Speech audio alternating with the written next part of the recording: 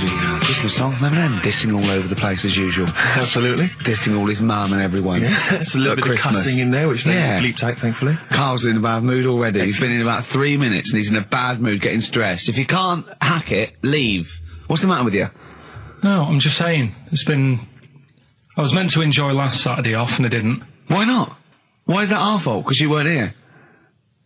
Just because, I don't know, but... Are you not in the Christmas spirit? Why didn't you enjoy last Saturday?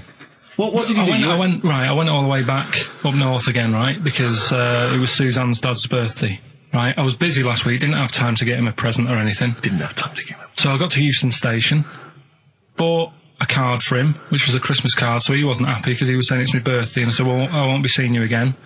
So I've got a joint card, and then we went out. Did you get him a present?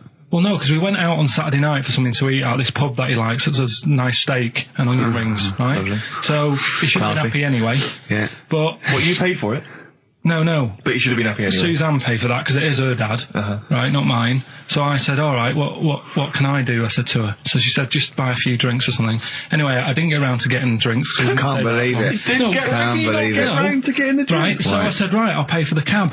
Right. Oh, what a lovely Christmas gift that is. Yeah, £2.50. I paid, no, it was like in £3 there, £3 back. So £6 you spent on him? Well, no, I spent more. See, that's what he said. He Did you said, get the Bolton and back, can't you, for that? He said, oh, you spent on me £6 for my birthday. I said, no, I haven't, because I gave the taxi driver a tip. I'm a little bit worried about his attitude as well. Because even if, I mean, that is a stingy present, but you don't say... Well, I mean, let's be honest, that's the worst Christmas gift ever, because, I mean, you're pretty bad, like we discussed in the past, but at least you spend a bit of money. Yeah. It's just thoughtless. Yeah. This is nothing. I know. You haven't given him any time. I mean, I would... And I knew my demographic. They loved it, my family. They couldn't believe their luck. You know. Well, a tenner. You spent a tenner on him? Well, the cab fare was £6. But the thing is, it's not. I don't think he's saying that. I think it's the fact that this is like, you know, frittering away in everyday life. Kind of he would have loved to. I'm sure he would have been appreciative of a lovely £10 gift that you cared about and bought. A book he probably likes, Fly Fishing, doesn't he, by J.R. Hartley? If you'd have bought that, he'd have gone, that's what I was looking for. Or what I was looking for, Carl. Bloody hell, Carl, you little balls twat. That's just what I wanted. So, all right. So just calm down. So what have you got planned for Christmas? Is this what? I mean, are you doing the same approach with Suzanne? Excellent. You've paid me milk bill for this week. That were nice. I'm spent this year. So have you planned anything for Suzanne, or are you just... Yeah, I'm taking her out Christmas Day for something to eat. Well, does she know that? Was that? She's working today, so she, you know, so... Right, okay. So what Christmas gift have you got? That's it, I'm taking her out. What, you haven't got a present? No, because we spent a lot. Don't forget, that's half yours, though. You're not going to just be sitting there watching her eat, going, "Oh, I'm hungry, but I spent all." You're going to be eating as well. That's half yours. So she's got nothing to unwrap. He's like a cat who's been hit. She's got nothing to unwrap. There's nothing. She's going to hand something over to you, because I've met the woman. She will. She'll hand something over. You'll open it. You'll love it. I might get something today. You shouldn't take me to begrudgingly persuade you to do it. God. Yeah. Right, so... Yeah. Well, I'm gonna try and stick in some Christmas songs. We're not playing all Christmas songs, but I brought in a couple. So this is Christmas, John Lennon, The River, Joni Mitchell, Fairy Tale New York, one of the best Christmas songs ever. Oh, what about a bit of Pretenders? That's a good one, 2,000 Miles. Let's hear it. It's the best of. You've been voting in all week, sending your emails, so here's the clips that you wanted. Karl Pilkington in the chair now, the talked about, the acclaimed Educating Ricky. Right, well, just in case anyone's new, doesn't normally listen, basically, I'm educating Ricky. Do a bit of research in a week, find stuff, news, history, anything that's interesting. 3 stories, I give them a nice little headline. You take your pick. Between now and 3, you're going to learn 3 things. Yeah? Yeah. So, the headlines are... I'll be no buying one of them. Give us that again. I'll be no buying one of them. Nice, okay. Yeah. We've also got hippopotamus. Okay. And can you believe it? Can you believe it? Well, I'm going to go for hippopotamus. Hippopotamus? Yeah. Right, well, this one, it's... I'm not going to take the credit here. I heard Christian talking about this on Breakfast, right? Because it's a good story that happened. Basically, I don't know if I told you about it last week when we were having our spaghetti. But, I think you did. Right, I know what it is. I know what this is. Okay, I've not heard this. right, there's a little midget. Right, there's a circus. I'm loving it already. Circus going on somewhere. I think it was in America. And, Is that present day or old times? I'm talking like in the last 3 weeks. Okay. Right? Little midget, circus, really packed out show. People are loving it. Right, Steve, you'll ask the same question I did, I know. So there's a little midget jumping up and down on a trampoline. What circus is this? Right? I pay good money to see it. So everyone's clapping and he's getting carried away. Because he can't believe it's that, he can't believe they're loving it. I didn't know they'd like a little person on a trampoline, but they love me. But you know what it's like when, if there's a crowd of people sort of encouraging you to sort of go higher and stuff. Yeah. And I'm sure he knew it was getting out of hand. But he was jumping and he was coming down the road going higher and he's going really high in the air, right? So he's doing this, crowd are clapping. There's a hippo, right, just sat next to the trampoline getting ready to come on and do his act. Oh, right, I thought he was in the audience. Getting ready to do his act, Steve. Yeah. So he's a ventriloquist. What do you mean he's sitting by the trampoline waiting to do his act? Because why does he sit in the dressing room and they go, 5 minutes, Mr. Muss, 5 minutes, Mr. Muss. So anyway, right, so the hippo's there. He's getting annoyed, is he? Because the midget's He's going, how can I follow this? How can I, this is really annoying. They're going to be, no. So he's thinking, he's already done the trampoline, my pogo stick out, he's never going to work. Yeah, go on. So there's a hippo waiting. See, it's a great story, and I just know he embellishes it or it gets slightly wrong. Go on.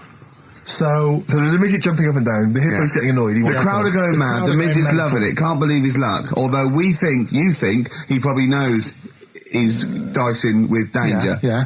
So, next thing you know, they're all saying higher, higher. He gives it one big, heavy sort of landing on the trampoline, goes really high, but goes off at a funny angle. Oh, hypotenuse. Okay. Yeah. And sort of flies off. Hypotenuse! Sure. Flies off at a funny angle. Ooh, dear. Hippo's there, swallows him whole. Crowd are clapping, thinking that's why the hippo was waiting there. Rubbish. Rubbish. It's not rubbish, though. But no, maybe there was an accident in a circus with a midget and a hippo, but at no point was this hippo waiting to go on, going, come on. The midget flew off at hypotenuse and landed in the hippo's mouth and was swallowed whole. This is what you embellish it. That is great. And I have to say though, Rick, when I heard midget, trampoline, hippopotamus, I was thinking accident waiting to happen. Yeah. So. Yeah, maybe. I mean, it is that you should never put those three together. Never. It's a recipe for disaster. Everyone knows that. Midget, trampoline, hippopotamus. Are you mental? You're asking for trouble. Well, you know when he told me it, he said, and the midget, he didn't mention the hippopotamus, and he said the midget went on, and soon he fell off, and the hippo ate him. And I said, sorry. What was the hippo doing there? He went, it's a circus. I've never heard of a circus having a hippo. No, what do hippos do? What can they do? You can't train them, can you?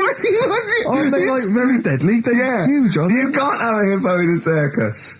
You're not thinking of Zippo. He's neither clown. Yeah. It wasn't some sort of where Zippo was eating a midget and it's some sort of horrible sexual act. No, it was definitely, I heard it on breakfast, right? Okay, sorry. No, it's definitely fact. Yeah, okay, right, okay, good. Well, let's play a record then. Alright, here we are then. Oh, Scorpio Rising, Death in Vegas, on XFM 104.9, about 1:05 Saturday. Here we are again then. Ricky Gervais, Steve Merchant, Karl Pilkington. I can't believe our luck. Oh, alright, Karl? Alright. Yeah, so what are we doing today then? Producer. Right. Well, sorry, I always laugh instinctively when I hear Carl's name and that word associated. Right, well, why is that? Because it is, I had to come up with some new features again for this new year. Okay, I'm excited. What have you come up with? We are the backbone of this show, Carl. Yeah, we'll tell you we've come up with some pretty. What's yours first? Right. Go on. Right, well, Rockbusters. That's old. That's not a new feature. Yeah, but we'll keep it. Right. So you're bit. just keeping an old feature. Okay. No, it's an old favourite. I'm sure there's a lot of people that are going, phew, I was worried that he'd lose Rockbusters. Rick, I've just come up with a new idea. Why don't we just play some records that we like? There's a new idea for 2003. Yeah. Oh, you know what we can't, Steve? Because the library's out of order. Oh yeah, the record label, we can't get in there. We're not allowed to get in there. We had to scrounge something from Capital Gold. So anyway, right. Go on. So we got Rockbusters. What are they doing with the library? Are they getting some records in that we want to play? Is that their new idea? I know. Let's get some records in. Yeah, they they're want to thinning play. out the Gina G. Yeah. 4 non-blondes. Goodbye. Give that to Foxy. Go on. Sorry, Carl. We'll do. We started Do We Need 'Em in 2002. Do we need them? Do we need them? Yeah. We'll continue that. Got a new one, haven't Explain that later. Yeah. Right? you? Yeah. And then the new stuff comes in. Ooh. Right. As always, I like to sort of get words and tweak them and stuff. Sure. Yeah. So I was thinking of either doing something with. There's a lot of weird rituals, isn't there? A lot of weird rituals. Yeah, there's weird stuff going on around the world. Okay. There is, yeah. And I was going to tweak that to rituals. Okay. Right. Again, starting with the title, the pun first, then working out what it is. Well, I found some weird stuff. Oh right, so it's specifically Just stuff what? that goes on, like Rituals. there was Most of the weird stuff I've heard about happened to you in Manchester in your early years. well, in India, apparently it's good to have a flat head. So the Again, just flirting, just bordering on the racist, but never really gets there. Always. Well, because there's no intent. There's no hate. There's no hate. It's just clumsy. It's just stupidity. Yeah. exactly. Go on. What do you mean? What do you mean? It's good to have a flat What head. do you mean it's good to have a flat head in India? we'll talk about it later. Brilliant. That's rituals. So You've you're hooked loving a that few already. people. You've hooked a few in. Go on. All right, so we'll have that later. So it's hold on. essentially like Educating Ricky, only is specifically about rituals. Is that strictly speaking what it is? Okay. I suppose so, but then again, you could say radio is all the same because it's people talking. Okay, Carl, brilliant. Brilliant comeback. Yeah, So- brilliant comeback. Not all talking nonsense though. Well, So that's where we're different. Go on. also, right, I like teaching you stuff. Yeah. And you've done well. So what I'm thinking is, rather than just touching on a topic, sort of giving you a few bits of information on one See, topic. this is what I'd like to do, because the last thing you taught me, I remember, was there was a blind girl, she hit her head and she could see, and that's all I got. Yeah. So if you could go into that a little bit more, that would have been educating me.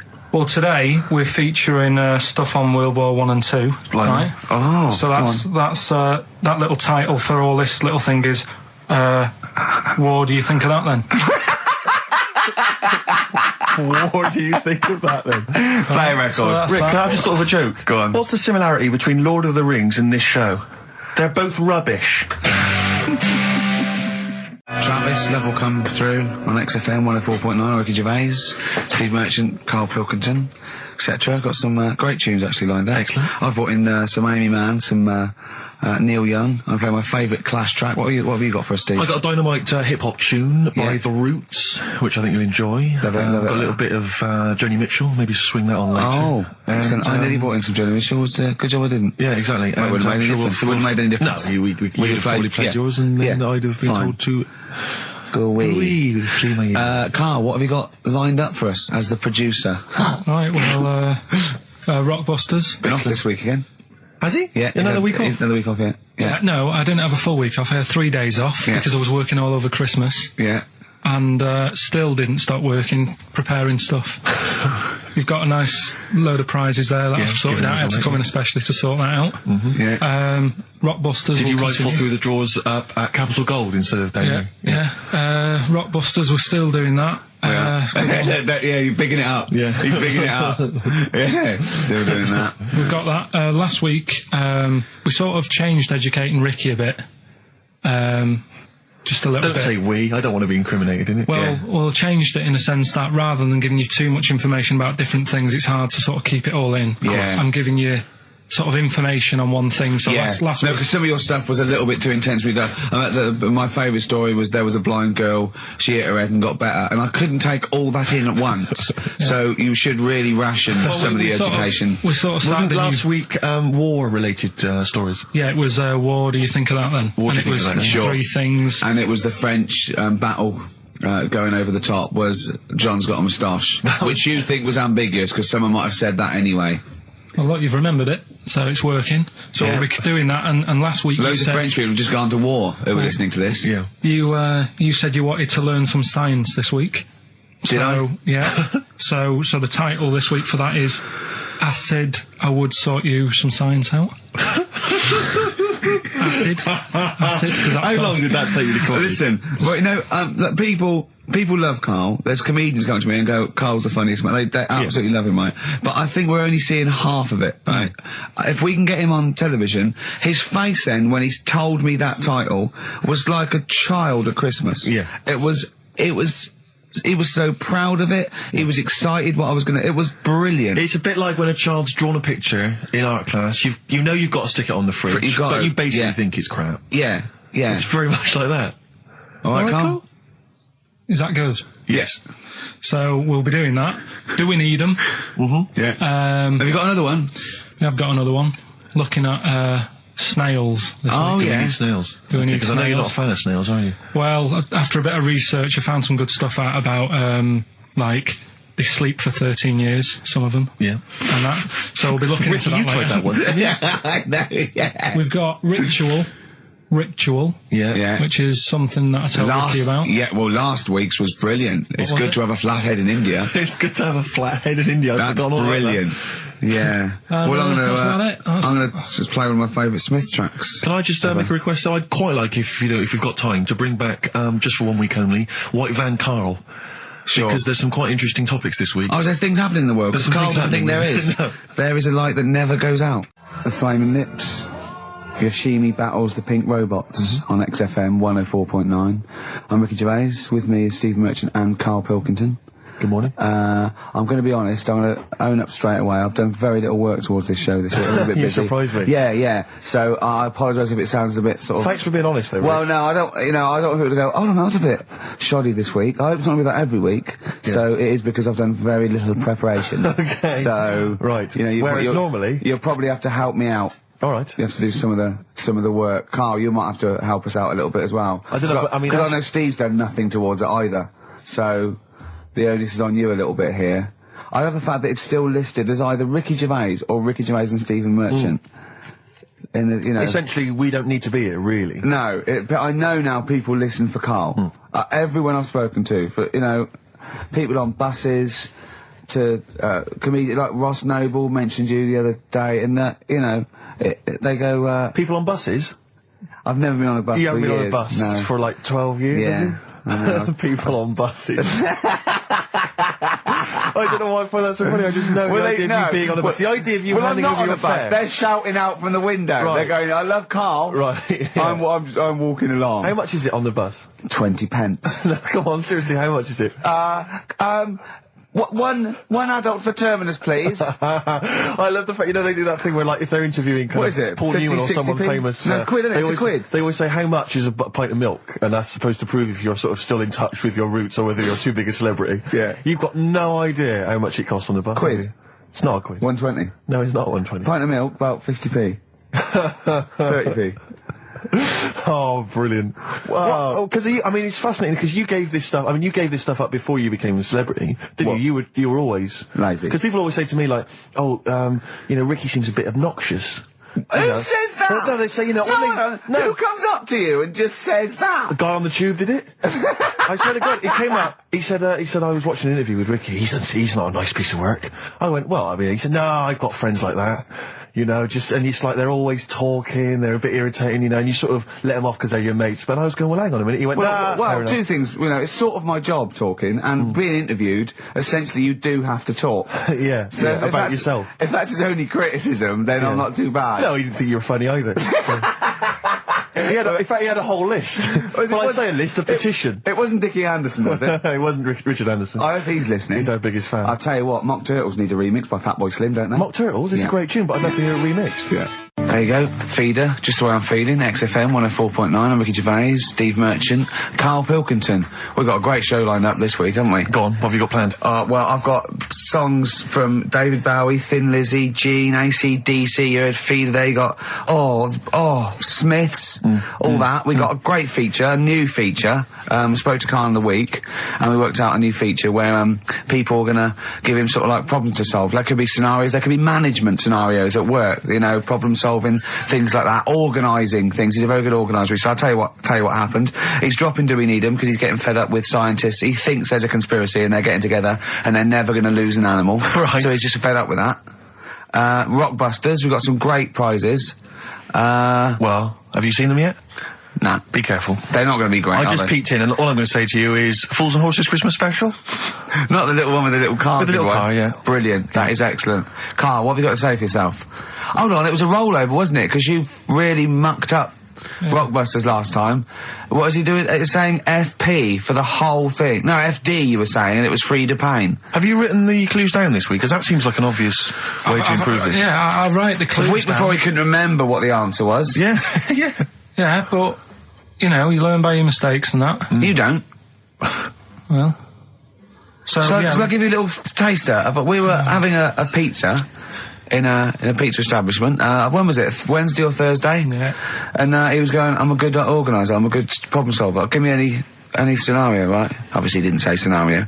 And I went, okay then, so you're the manager of this place, and there's a couple there, elderly couple, they're about 60. They've had a lovely meal. He went, yeah, right. I went, but the gentleman, he's got a little bit of a heart condition. He takes a pill after his meal, as he should, after meals.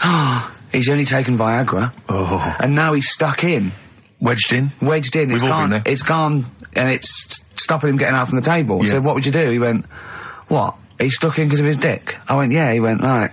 He said, I'd use the situation, I'd make cash. I said, you're not going anywhere, do you want a pudding? Entrepreneurial. I like it, Karl. And he went, so that's that sorted, I've got the job on that. Next, I went, okay.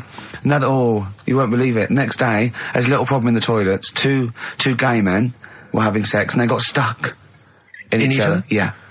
He went, right. I'd say, is it the same fella as yesterday with the Viagra? If so, why was he let in again? He was on the door. Yeah. I went, it's not, it's too different. He goes, right. Does his wife know he's cheating on him? Yeah. He went, right, I'd go down, I'd go, and then he went, I'd say this isn't a restaurant problem, call an ambulance. Strictly speaking, not a restaurant problem, no. But am I right? Huh? Am I right? Well, I don't know. Would you give me the job if say, like, you were the boss of that restaurant and you... Do you know what I like about this? At no point did he say, Gervais, why are you being so mental? Yeah. Why would someone get stuck because they took Viagra by mistake and two people get stuck in each other? But you've heard the stories from his past. That is a perfectly legitimate situation to find yourself in. You grew up in his part of What would you Manchester. do if there was two fellas with big heads and webbed feet and they had a horse in a... Well, what I'd do is... What would you do? What did you do when you first saw them? What, saw the kids lads with the big heads and Yeah. We should very quickly remind people, if they didn't listen to that particular show, they had webbed hands. Yeah. Did they, or webbed feet? Well, they had webbed hands. Right. And big and heads. enormous heads. But it wasn't related. But they weren't related I know, to each they were other. completely No, separate but I'm people. saying that the webbed hands isn't due to the fact they've got a big head. No, sure. It's two different things. We're just unlucky. Yeah. No, hold on. If they weren't related and they both had webbed hands and big heads, I'm saying there was a condition that was related that had those two. I don't think there was. So what do you think the chances of that are? They're not related, and he goes, "Oh, you got a big head and webbed hands as well." Yeah, just a coincidence, isn't it? Yeah. I honestly don't think it was related. Right. Because I've since seen the same problem again on another kid with a big head. His hands look good.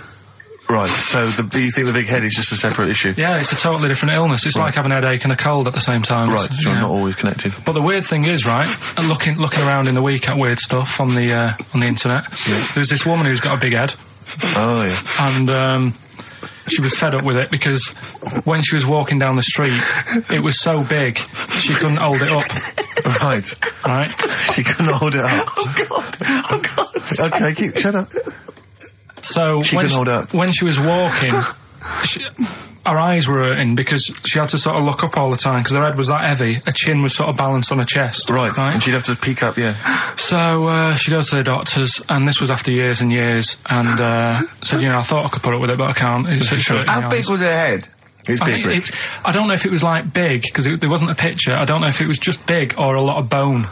So it was heavy. Very heavy. Right, like the Elephant Man, just So, outcrops. right. So the doctor said, we can sort that out. But we'll have to take your head off. Right. Okay, Listen keep to going. this. Okay, Listen, keep going. Because what you don't seem to understand is I have the same reaction to you when I see it. Yeah. What? Right? You're quizzical yourself. So I looked at it, they took her head off, chipped away a bit of the bone, made her head lighter, put it back on.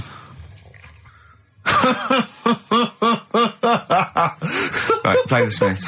They took a woman's head off. Yeah, this is asked by the Smiths.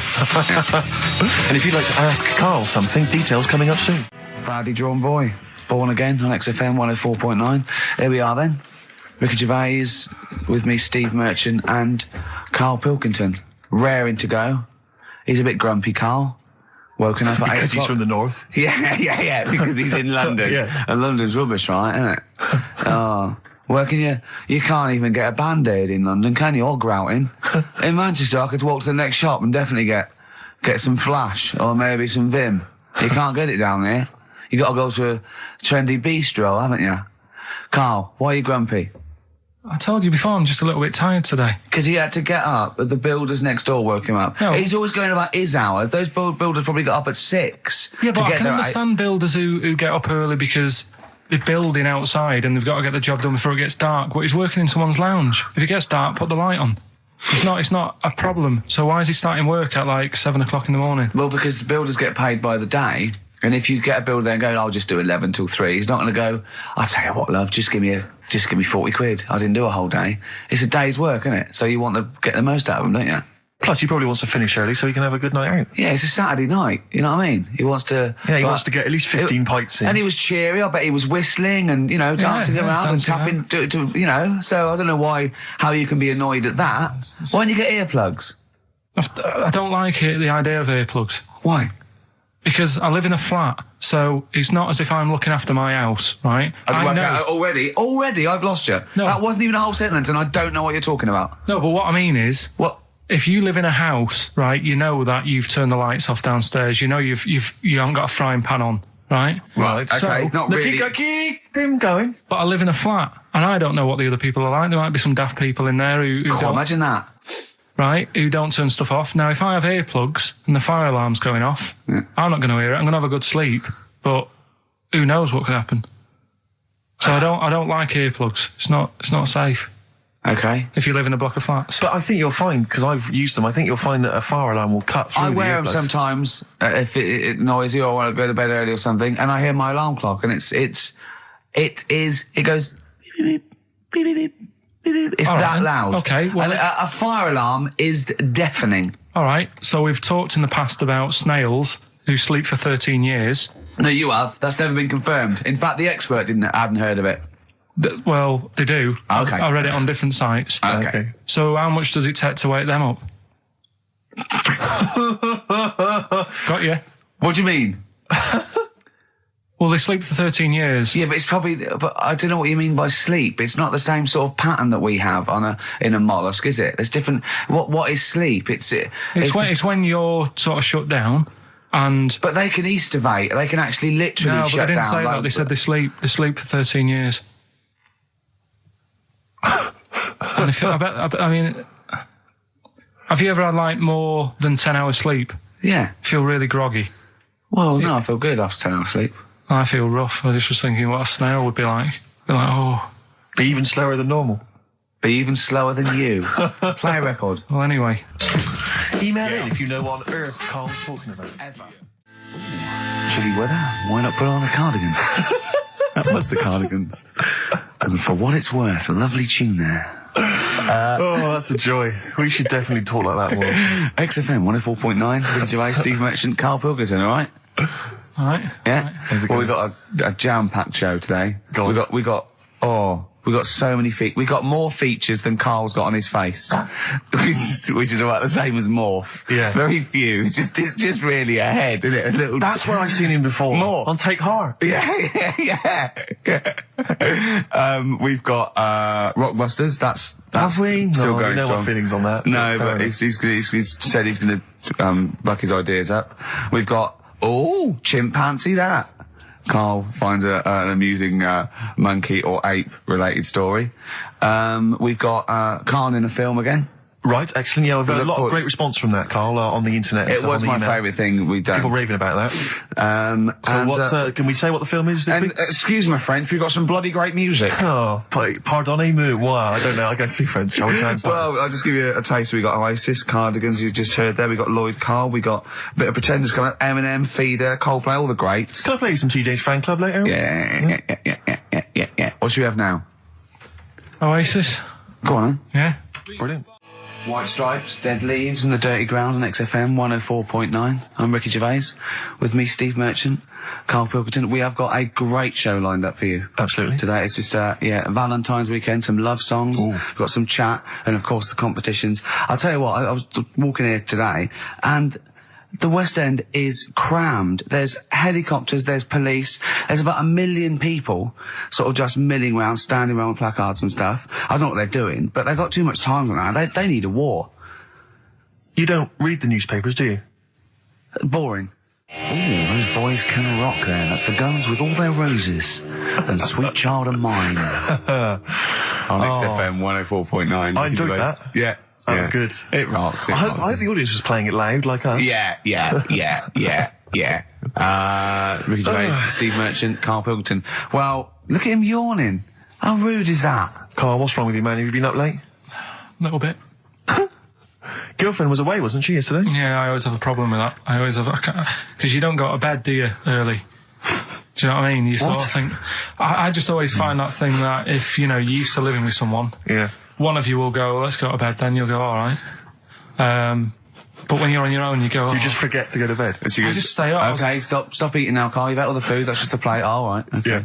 No, I stayed up and watched, there was a thing on about Dracula, Right. What, Dracula? and I found a flaw in it. Go on. Not the fact that he's the living dead and No. drinks blood to stay alive and he doesn't reflect. And he can in turn into a mirrors. bat. Well, And you can go on. the mirror thing, you can't look in mirrors, can he? Well, he can look in mirrors, but he can't see himself in a mirror. Yeah. That still doesn't work. Go Okay, on. go on. It doesn't work at all, Carl. It doesn't work. Go anyway. on. Well, Centre parting's always really neat. His centre parting's always how really does he do it if he can't look in the mirror? Blood on the floor or something it was called. Rubbish. I love the flaw in the Dracula film is that his centre parting's too neat. How did he do it without a mirror? Oh. Was it a documentary about Dracula? No, Yeah, there was the real it's Dracula. The real called- Dracula. Bit. Yeah, the real Dracula, the It's true just a story. film. It had blood on the floor or something. It's called. Yeah. It's rubbish. From 1970. Yeah. Right, but you know- say that and watch that. You know there aren't Yeah, really sure. vampires in that sense. Yeah. Yeah, but it still annoys you that his centre parting was too neat. Well, if you're going to do it, do you know what I mean? I'd like to see him with a fringe sort of pushed forward and maybe a hood up, alright? Come to stop your blood and that, alright? Yeah, just bits of tissue paper all over his face where he's cut himself shaving. Oh, can't see. Bloody mirrors annoying me now, isn't it? I'd love to see that. A little mank Drac. That'd be great, wouldn't it? Well, that might be a film that we do in our movie. Mancula. Just getting onto that. Mancula. Count Mancula. Alright? You got any rave music? Got any Oasis like that? That'd be brilliant. He came from Manchester. Please welcome Mancula. Alright? That'd be great, wouldn't it? His hair's a mess. Well, I can't see it in the mirror, can I? Well, we've got a show lined up for you. Sad news for Rockbusters fans. It is going to be the last Rockbusters. Does that mean that we are doing another one and it's the last one? Or We are you've doing strapped another it all one, together? and it's the last one. Oh, man. Got a bit of a special one, Steve. Have you? Yeah. It's just sort of done. Boy, it on, makes sense. No, it's, First time only. no, it's done on accents because I'm running out of like clues and that to use. Oh, is this as good as the Jamaican one? The trout spinners. The trout spinners. That doesn't work at all. A bit like that. Okay, so go on, what's the gist of this one? Well, it's just I've been the sound effects bit that didn't really work out. So there's 3 sort of cryptic clues. Yeah. And Sort of cryptic, yeah. it's done on accents, and I've sort of worked down the country. So I've got a northern one, I've got a Brummie one, and I've got a Cockney one. All right, Excellent. we'll look forward to So we're that. doing We've that got quite a lot of competitions, haven't we? Because we've also got your film competition. He's appearing in The Shining this week, Steve. Excellent, okay. We've also got, chimpanzee that. More monkey news from around the world. Monkey news. Stay tuned for that. But there's one that I thought we could phase in as we phased out Rockbusters. It's an old favourite. Carl, it was before your time. XF Family Fortunes. XF Family Fortunes, it's brilliant. Get a It couple owes of people nothing online. to TV show Family Fortunes. No, it's XF Family Fortunes. You can't get him on that. So we'll be playing that a little bit later as well with two lucky people, and we'll be giving away some great prizes, I imagine, Excellent. Steve. Yeah. Go through those a little bit later. Yeah. As it was Valentine's weekend, what about a lovely song by Lloyd Carl, like lovers do? 104.9 XFM, Ricky Gervais, Steve Merchant, Karl Pilkington's pressing the buttons. We're playing some great moments from the last 3 weeks. And some great records, Steve, from the last 2 weeks. That's true enough. Yeah. We're not actually here today. What are you up to today, Rick? It's 8 hours earlier, so this is about 2 o'clock probably. Mm-hmm. So it's about 6 o'clock in the morning. I'm still in bed, mate. I'm asleep in my hotel room. Now, where are you? We're in LA.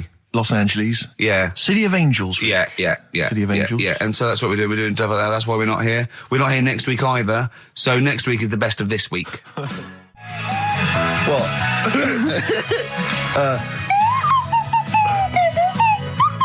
Someone's left one of those little things in here. It's brilliant, isn't It's it? amazing. What are they called, those things? I imagine just there. I was thinking of being in the front row at a Morrissey concert and going, can I just play along? They are brilliant. I don't know what kind of sound that is. I don't know. It's only used for when Kenneth Williams Yeah, exactly. sees someone undressing. Yeah. That's the only time that is used, that noise. Exactly. That is But brilliant. it's like it was specially created for the Carry On films. Yeah, we need, I don't know what it is, but we need something when I walk in and see someone changing. Well, what about this? There is a light that never goes out by the Smiths. I phoned Carl up in the week, yeah, and I said, what are you doing? He went, well, even though it's one of my days off, I'm just doing some research on the web. Found anything that said, yeah, I'm doing science. And then he said, you can get wigs for dogs in Tokyo. That's his scientific fact.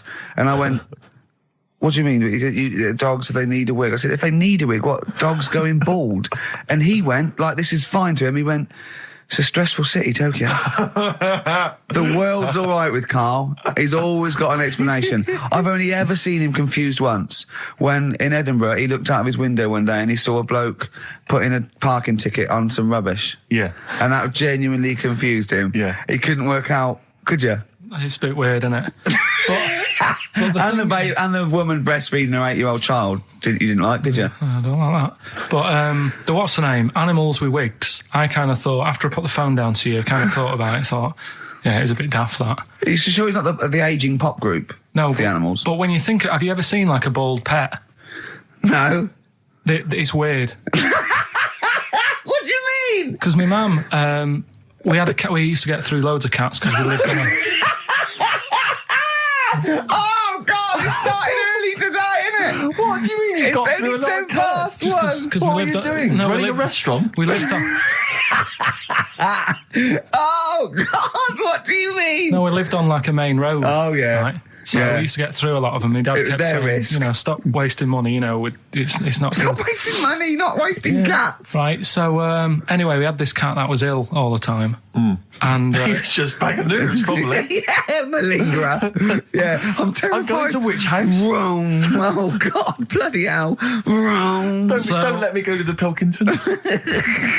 and it, for some reason, it kept being sick all the time. Right? Yeah, that is nerves. That's definitely nerves. So my mum thought, I've had enough of this, and she shaved it. Whoa. Whoa. Now, I know you're not vets in your family, but what correlation did your mum think there was between you being sick and shaving it? Because it kept being sick, and it was a pain to wash, because it kept getting So caught she up. wanted a dry wipe cat. So Why didn't you just varnish it? What? it's weird. It's weird. so Though. So now he's cold and sick. No, but not all of it. She left sort of the back half, but sort of from its waist, sort of. I love that. Shave it because it's sick on itself. And That is it was the genius. weirdest looking thing. I mean, normally I like cats. I'm always like giving yours a stroke on the head and that. Yeah. But as soon as she did that, it was like, oh. Yeah. Can't touch it. And then... So now it's sick, cold and hated. Yeah. Carl... It must have, I mean, the other cats must have been taking the mick out of it constantly. It's just making things worse. Did it get, I'm hoping that it got run over and was put out of its misery. No, I think it got all right, that one. Or is that the... Yeah, it did get run over. It did. Oh, God. Oh, dear. How many cats do you say you've got through? I'd say whilst I was living at home, I mean, it's still on the increase even though I'm not there. So whilst I was there, probably 5. God. Wow. Oh. Yeah. And were you upset each time, or you just got used to it? It's one of them things, isn't it? Like I've said before, when you first see something, it's a bit of a shock. Do you know what I mean? It's like the Elephant Man or whatever. Yeah. First time you see him, it's that sort of, oh, look at that. Do you remember the first time you saw Steve? No, I'm not being funny. Do you remember the first... Yeah, but I've said this before. It's always, then you get used to how people look and you don't... No. I'm going to burst. You have to play a record. No, but... Because I see Steve's face. No, but I've got used to it. Shut up. Well, here we are again, XFM, on a Saturday. Just gone 1 o'clock, Steve, if I'm very much mistaken. But we're not here as such. We're away again, gallivanting around. We've got to do the special sort of best of again. Okay. Which we did a few weeks ago. So this is the best of the last 3 weeks. Which I think is, I think it's the best 3 weeks we've ever had. But I'd like it condensed into 2 hours. Yeah. Yeah. Some great music as well in there. Yeah, there'll be some great music, interspersed with fine chat that you've already heard. Yeah. Except this bit. This bit's new. We've actually, out of the kindness of our heart, we've come in last week. Yeah. Yeah. And we've done a few clips just because we felt a bit guilty about shooting off. Yeah. I mean, even now, having heard this link, I'm beginning to wonder if it was worth our time. Oh, dear. You know, I've said in the past to you, Rick, that my grandparents, so I love them dearly, but it's like for the last 30 years, they've been waiting to die. I know, It's like they just sort of, it's like, you know, the novelty wore off of life. Life in the 50s. Yeah, they got kind of bored of it. Life, in the 40s, it was brilliant. All sat around the old Joanna's, the bombs fell, singing. They loved that. The 50s, you know, that was great as well, because that was the post-war years. It was, you know, it was a bit tight in the pocket, but it was all right. Everyone pulled together. And then the 60s came along, all the crazy music, the funny hair. Let's stay in bed. Exactly. They basically stayed in bed. And it was one Christmas when my grandmother said to my dad, what do you like for Christmas? What do you fancy for Christmas? And this must have been, I don't know, 20 years ago. She said, what do you fancy for Christmas, Ron? And he went, well, you know, I could do with a nice big kind of warm winter overcoat. She said, don't worry about that. Don't worry about that, because your father will be dead soon. It's what you can have his. Meaning my granddad. Well, I'll be honest with you, my father's still waiting. Which is good news. Good news for my grandfather. Less good news for my dad. Freezing. He's freezing. He's freezing. He finds out, how is he today? He's fine. Oh, okay. Oh, I'm freezing. It's such a weird mindset, that. I think that, to me, is what sums up people from that older generation, the 40s and 50s. And it seems to me that you've got that kind of mindset. It's like you were born in the 30s. And whenever you talk of your childhood, it's like you had like a baked potato to take to school. And a hoop and a stick is a Christmas gift. The other thing is, I think that that sort of generation, it seems that the man is dependent on the woman. There's a total dependence. Oh, absolutely, If she dies, he's done. Yes. He's done for. Yeah. Just pine away. If he dies, she's got 30 years of pottering. Absolutely, yeah. Do you know what I mean? Yeah, and going to, like, you know, the youth club and the church. I know what you mean, yeah. It's sort of like that. It's sad. Of course, it's sad for them, but it's not the end of their life. No, sure. And it sort of is the other way around. I don't know why that is. Yeah. It's terrible. That's a little melancholy thought for I know, Christmas I've really time. you brought it down, you've brought it down, I've brought it down. This isn't a nice show at all, this is terrible. Well, we're going to have really people just killing themselves. What? Well, I didn't really want to make it a Christmassy type show, because I don't really like it. Oh, he's done it again. What, you did Christmas once, didn't like it? No, my dad always said... All right, steady on. Dad said Christmas morning was for, like, you know, for me, so he used to stay in bed. So he never... That's brilliant. That's a great thing to say, isn't it? Yeah. Christmas morning's for you. Run wild. Do what you want. Just don't bother me. I'm going to Honolulu for 2 weeks. That's great. Dad, it's Christmas. Do I have to do anything? No. So my mum used to get up, because she used to like to see my face light up, you know, when I open my presents.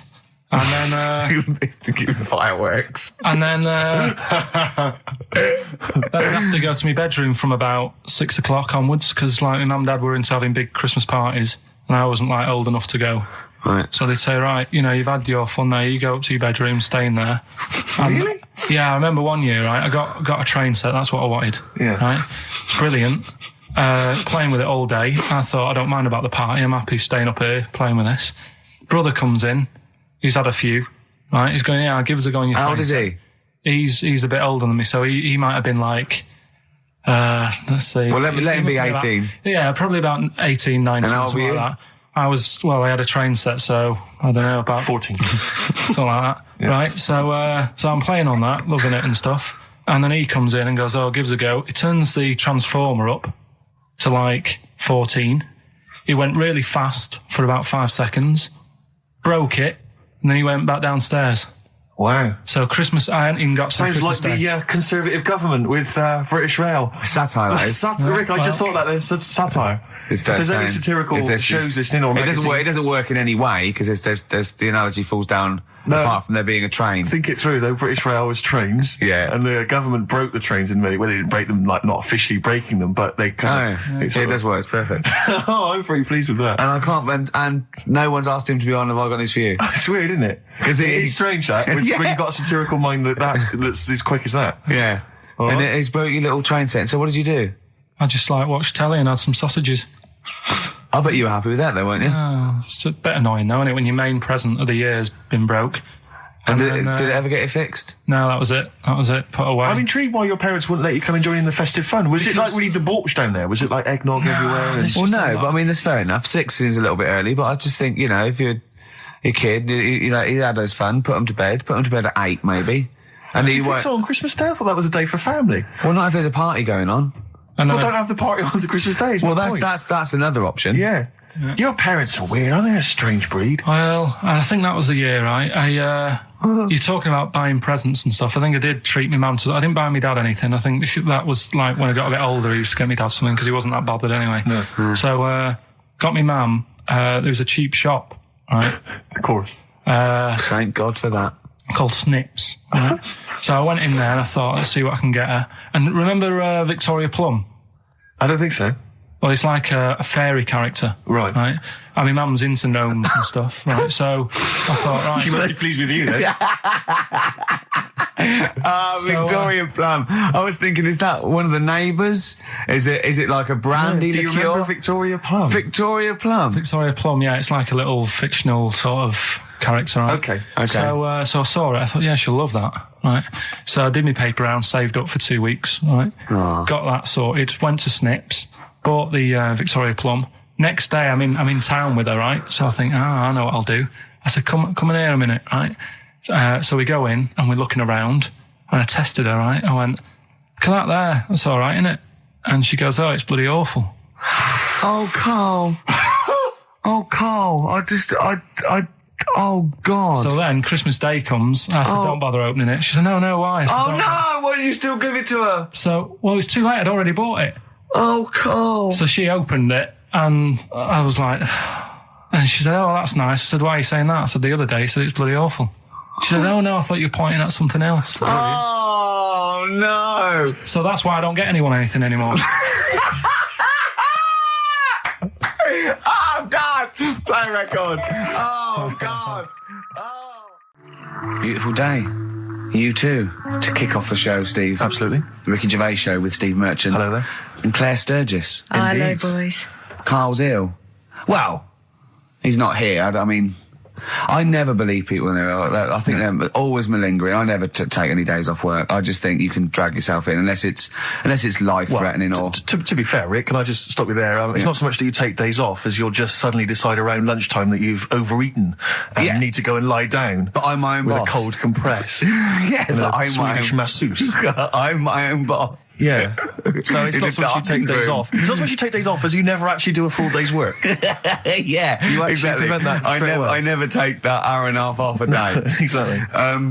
XFM 104.9. So what's the story, Claire? Do you know anything about Carl? Do you know what his illness is? I think he's got this this sort of cold virus that's going around. He phoned me yesterday. He did sound poorly in his defence. A little Poorly. bit croaky. Well, I'll tell you what. He coughed a bit. I'm not being funny. He better be in hospital. To miss this show. To miss Definitely. this show. Flagship show of the week on XFM. Do you know, you are right, because, and you've been away, haven't you? You know, Been away he's 2 missed you. weeks. We had the best off again. But let's put out the best of. Yeah. Let's put out the best of the last 2 weeks, Yeah. shall we? Yeah. I mean, we're going to try and get him on the phone. We're going to phone him, and I want him to really explain himself because, you know, I think he's malingering, to be honest.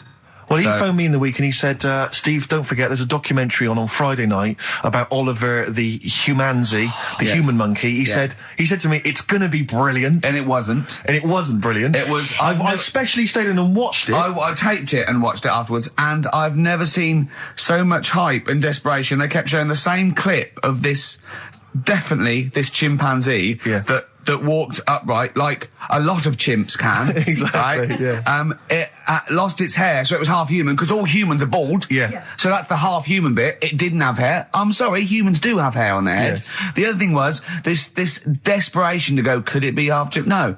It's a chimp that superficially looked less like a chimp than other chimps.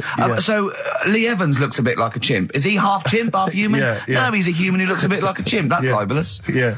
That's a bit insulting, Evans isn't could it? have you Should we there. just play some music Yeah, now? I'm really sorry about that. I'll get back to you on that. TikTok, that's Coldplay and Clocks on XFM 104.9. with Actually, Gervais, can I tell you a Coldplay coming in a couple of weeks' time to co-host Zoe Ball's show? Right, 1, don't ever interrupt me. 2, don't tell them about other people's shows. No. Okay, moving on, thank Please you. do not mention that there are any other television celebrities on this channel, on this station. We don't want to convince people it's only Ricky. But the interruption was the main thing. Sorry. Well, we can't get hold of Carl, right? We looked, it's got his old number out there. His home number? Yeah, it's a hold on, all right. So, we went to the new records. He hasn't even given him this new home number. So something's funny going on. He doesn't want to be contacted. He hasn't given me his home number. I've tracked down a friend who's looking at it for us. That phone might ring any moment. I apologise for that. But why is Carl not available? It's interesting that neither you or I, and I like to think of ourselves as being fairly close friends of Carl. Yeah. We have made him the man he is today. We cannot get in touch with him. In We the cannot same way, contact him. same way that bloke bought Oliver. Sure. I think that Carl is now ours. Yeah, Yeah. exactly. Well, exactly. I think very much that's true. Yeah, Yeah. Carl is very much like a humanzi. If in we many look, ways. we're going to lose contact with him and find him 5 years in a circus in Manchester. Exactly. They're doing experiments on him. Yeah. They go, We can't figure him out. Yeah. Well, there's something wrong with He his looks like a chromosomes. human, He, but- he acts like because usually humans stand upright. Yeah. And Carl likes to walk on all fours whenever he can. Yeah. It's He's not interested in other human women. He's only interested in apes. Yeah. It Doesn't make sense. Oh my God. And he's bald. He is bold. Oh, look, there's as much evidence And- for Carl being a humanzi as Oliver. I Yeah. think there's more. And, Well, Carl barely walks upright. I know. Scared of fire. Yeah, I know. It is interesting, isn't it? Oliver was built, wasn't he? Yeah. I ball. don't know. It was Why were you was- looking, looking, Rick? I'm interested that I couldn't, what, your eyes were kind of uncontrollably drawn Steve, they were towards just his... there. No, I didn't say anything. I was just looking at his face. No, Sorry, Rick, but if there's something you want to get off your chest... yeah, and that was the human part of it then, was it? Being built like that? Because Yeah. that's humans, but... Yeah. Although Carl's is very tiny and hidden behind. And I've noticed something else as well. He's got a big red arse, That's true. hasn't he? Yeah. Yeah, it's all beginning to slot into place. And I've seen him climb up a cabinet and eat a banana as well. Just Yeah. over lunchtime. And peel it with his toes. It's all coming together. Yeah. Right, we're going to track him down because he's malingering. He's definitely malingering. Yeah. I'll tell you what, he's at home now in the garden swinging on his tyre. He's not ill. I think more truthfully, someone said to me that I said Carl might be ill. They said, right, are you not going to do the radio show then? Well, that's what annoys me. I mean, that's the biggest problem is that, Yeah. let's be honest, we haven't got anything without All Carl. we've got is the hook. People are staying listening because eventually they think we might get through to him at home. Yeah. And there'll be fun on this show to be had. If we don't get in touch with Carl, I think we may as well just shoot off and leave Claire to do the show. I've on her got some own. great music. Is that not a... Well, is that- it's a small. Well, you could small, leave the music with conversation. me. I could just play There's not it. many That is reasons true, you're isn't it? supposed to be here. Okay, well, play some great music now, play a Steve. great tune. Okay, Sure. wedding present, Steve. Yeah, I'll explain what it is afterwards. Just play it. It's a joy. There's a monkey theme. There is a monkey There is a theme. monkey connection. Call in if you know the answer. Clocks from the Coldplay on XFM 104.9. I'm Ricky Gervais, with me Steve Merchant, and back Karl Pilkington. Hey. He's raring to go. It's nice when you have a bit of time off, isn't it? Yeah, how long have you had off now About then, 3 Carl? weeks. About 3 3 weeks, weeks, yeah. We can't do that because we're sort of self-employed. We'd be letting people down, but it's different when you get paid anyway, whether you turn up or not. But good to have you back. Good to I'm have never off ill. No, That's the good- first time I've ever been off ill. Like, Well, no, I mean, just you're off 2 weeks and then you're off No, I just wish I was the kind of person who could let down an audience I know, of regular really, listeners. Yeah, but like I say, Well, no, we spoke to you. You weren't that bad. A cold, you don't go home for a cold. We were discussing this last night in the pub, and you don't go home for a cold. Okay, then, so moving on. What have we got then? We got some Wasn't great cold, songs. though. I've brought in the Smiths. I've brought in Buzz Cox. I've brought in Neil Young. I know Steve's got some hip hop. Some great hip-hop. I've got Hooray! some great Elvis Costello. It's going to be great. Carl, come on, concentrate. You've been away for 3 it's weeks. just annoying. No, stop saying that. What? Because you're annoying me now. Why? Oh, that what you do? Go home ill? Oh, he's annoyed me. Oh, has he? Yeah, I got a bit of headache. I'm a little bit annoyed. Can I have some time off but still get paid? Yes, of course you can, Steve, Carl. right? He called me up, winding me up about this, and right, I'm 30, right? I'm 30 now. I can only remember being off 2 times. Oh, his memory's going as well. You had some time off. And both of them were when I was at school. School? What's school? One when it was windy. Why did you have time off? Because it was windy. But to be honest, Carl, that lasted for 7 years. Your time off at school. Why did you have time off? Because it was windy. Were you windy, or was it windy outside? No, it was like when Your auntie wasn't out the window, was she? when the winds were bad in the 70s, and my mum said, "Oh, What? Whoa. What? I remember space operas and flares. I don't remember the winds being bad in the 70s. well, my mum just said, you might get blown into the road, so don't do that." She had so much faith in you, didn't she? As a human being. Is that why she got fired from the pie shop? I'm not coming in today, I might get blown into the road. Oh, God. Funny thing it was, right, Steve? They had this thing going at school, because a lot of people used to wag it back then. You still what? Wag it, sort of not go in, Right. right? And they sort of tried to make it interesting for you by giving you a An education. certificate if you did a full week. Reward for the rest of your life with achievement. That sort of carrot. And also, like, let you go home at 3 o'clock on a Friday, Right. If you'd done a full week and that. Yeah. So it was lovely weather all week. Then it just sort of changed on a Friday, and I got up and it was all windy. It's always My mum windy said, for Friday on 7th, isn't it? don't, if you don't go in because you might get blown into the road and that. So I said, all right, then I'll stay off. And So why did she told you to hold on to a fence or walk you there? What's this? Don't go out. Immediately give blown? up. I love this getting blown into the road. Is that based on your cats that kept getting blown into the road? Well, so I got to school on the Monday, right?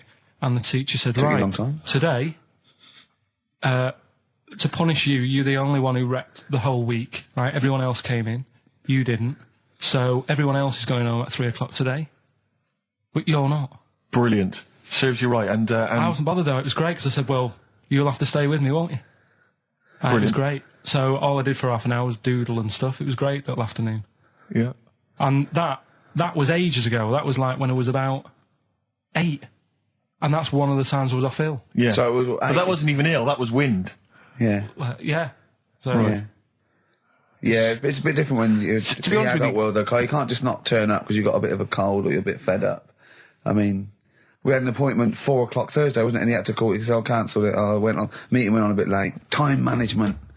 Get things done. If it was important, you'd get it done. Play a record, Carl. Pull your finger out, please. Oh, that's them Red Hot Chili Peppers, and they can't stop. I'm Ricky Gervais, with me Steve Merchant and Karl Pilkington. You're listening to XFM 104.9.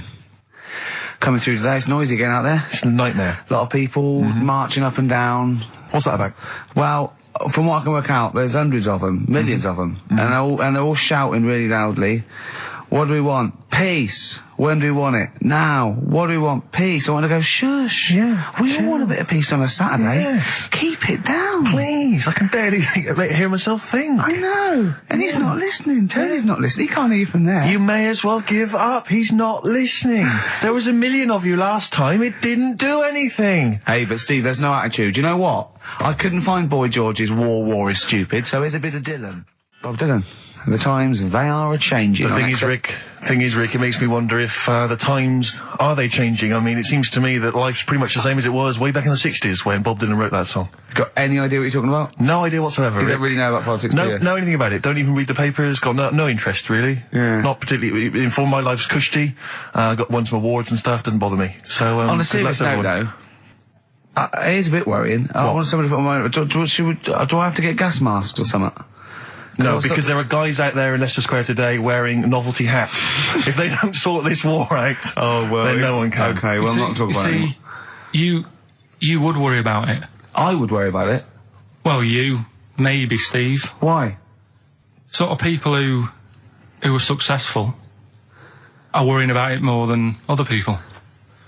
Just because, they've got more to lose, haven't they? Right. No, do you know what I mean? You see, like, Bruce Willis on the telly saying, oh, it's not good, is it? And it's because he's got a big house and loads of cars. If you live, you know, on a council estate, it's like, well, if it gets bombed, probably doing us all a favour, we'll get nice new blocks of flats to live in and that. It happened with Manchester, with the bomb that happened, and they bombed the Arndale Centre. Did us a favour. Got a nice new Marks and Spencers and that. So this puts a whole new twist to the argument when people say bombing the world's poorest countries is wrong. Because I remember when the Afghan problem was on, people were saying bombing the world's poorest country is wrong, but it's like home improvement, according to you, then. Yeah. Because they've got a brand new B&Q, have they, over there? They're popping down there every Sunday. Anyway, let's not go on about it, because... Yeah. Well, think what you're saying. Yeah, I know. My family was killed, but look, a carpet warehouse. Yeah. Do you know, I think, you know, people don't want to hear about this today from us. They want to hear, you know, the new features, the songs of phrase. What song's a phrase? It's the feature we started last week, where we take clips of songs, we make up a phrase from the show. I mean, a famous phrase, last week's world famous phrase was, there's this airy Chinese kid, you'll remember. Yes. Well, it was called Crosswords last week, but Phil emailed in a good suggestion and said call it Songs of Phrase. Brilliant. Songs of phrase, but perfect. So are we still going with Cheapest Chimps? We're persevering with that, aren't we? Got some Cheapest Chimps lined up. We'll be doing that before 3 o'clock. Yeah. Great. Again, who else can say that? So good. So for the next 2 hours, everyone should just bury their head in the sand, ignore the world's problems, and enjoy features such as Cheapest Chimps and songs of phrase. And a bit of Shearing Braves. Oh, class. The SIBO, the bitter end on XFM 104.9. I'm Ricky Gervais. With me is both Stephen Merchant and Karl, the K-Man, Pilkington. Oh. So... you've already got that. That's safe. It's only 4 minutes past. You've had placebo and you've got us three. So you're definitely going home with that. Yeah, whatever that's happens. safe. That's on its way to the hospice. Exactly. You've banked that. Yeah. Now, do you want to gamble all that to go on and listen for another 2 hours? Well, you could walk away now and you're up. Yeah, you're up. You're already up. Right, that's brilliant. You have not wasted any time. Do you want to gamble that against another 2 hours? It might be shoddy. It might go downhill, but it might get even better, Karl. What do you say they do? Listen for another 2 hours? Yeah. See, we shouldn't have done that. We shouldn't have asked Karl, because a lot of them now are already taking what they've got. And what they've got is great, Rick. What they've got is lovely. They're loving that. They're going to enjoy that. We have got monkey news. We've got Cheapest Chimps. That's not the same thing. How many radio stations have got 2 ape-related simian features? Rick, can I point out now, a lot of people are making that mistake. A lot of people are thinking that monkey news is exactly the same as Cheapest Chimps. It's not. Let's keep that clear. It's not. It's in the same ballpark, but it's not the same. There are apes. They're involved. They're involved. Yeah. We've also got some great music. Yeah. We've got an amusing sketch about a fly. Oh, he's looking forward to that. Oh, and Mystique are dropping in. Let's hope the Mystique ladies are coming in. Singing I want to kick off with a song that is, you know, you've got like half a dozen posing songs that when you're sort of like between 40 and 18, they were the ones you'd put on to get ready to go out, or just pose around, or be that pop star, or think you're on stage, or whatever, or in the video. Yeah. And embarrassingly, I dug this out, and I remembered I used to post this like a mother when I was about 14, right? It's his Street Life by Roxy Music. You used to do... Mine was Oops Upside Your Head. Yeah. It was just me on the floor in my bedroom. One day there'll be other people in this imaginary boat. yeah. Elbows going everywhere, knocking over vases. Yeah. But then I remember later, it was Black Lace's Superman, which is something similar. Do you remember that? That was brilliant. Wow. Spray, ski, da-ding, da-ding. If you've out there in Radioland got any funny jokes, then call in. Email them in, because we need some. Hickory dickory dock, some lads there just wrote a song called Clocks. The lads are Coldplay. And the song is? Clocks. Beautiful. I'm Ricky Gervais, with me Steve Merchant, Karl Pilkington, pressing the little buttons there. XFM 104.9. What's that little Well, I think I do more than press the buttons. Right, see, this is it, right? Karl has had a little strop on since last night, okay? And He's had a little strop on? Yeah. You said strop on. I just wanted to clarify. And I don't know why. He says that I'm an annoying person. He says that I wound him up, right? Which I don't know. He says that you're winding up because you're sort of like negative about everything. Negative? Yeah. And, but what I think it is because we pointed out that his lateness is unacceptable. Yeah. He said, meet you at 6. He turned up at 20 past. He said, well, someone stopped me in the corridor. I don't care. I've got stuff to do. We had stuff to do. I think we're a bit busier than you, Carl. You've got one job. We've got loads of jobs. I keep telling you that. You've got one job in a little room, a 9 to 5 there, that you don't even get done in 9 to 5. That's why you're late and mucking around all the time. There's loads of work to do. Yeah, one job. No, cool. It's not. It's one job with a lot of other jobs in it. It's like those little Russian dolls you get. Right? Well, it's not, is it? Go. Yeah, it is. Yeah. Everyone thinks, oh, he only sits in his studio messing about, making songs a phrase. That's what I do in my free time. Which we've got coming up later. Super slick. I still think 20 minutes late is an outrage, though. Yeah, 20 minutes late is... Yeah, but I didn't say bang on 6. I said around 6. No, you didn't. You said 6, which means 6. Well, it doesn't. Wait, sorry, it doesn't? If it was a newsreader, I'd say, yeah, you've got to be on time. Do you know what I mean? If it was a 6 o'clock news, I wouldn't want to be late. But it's the fact that I said to you, I'm busy, I've got stuff to do. No, you didn't say that. You said 6 o'clock to sort out tomorrow's show. I didn't. I know what I said. So yeah, well, you don't, because I remember you sent me a text. You didn't even, it wasn't even a phone call. You didn't even have the politeness to call. Stephen has stitched him up by being a little bit more precise than him. It was a text and it said, see you around 6 tomorrow, question mark? Around. You just said it. Well, you must that doesn't count. That doesn't mean anything. Well, yeah, no, it does. What? So, all right, you told me you said 6. Well, he did. I'm paraphrasing. 6 o'clock, Rick. To me, even if it was around 6 o'clock, that would be 5 to 6 or 5 past 6. It would not be 20 minutes after the event, because that is late.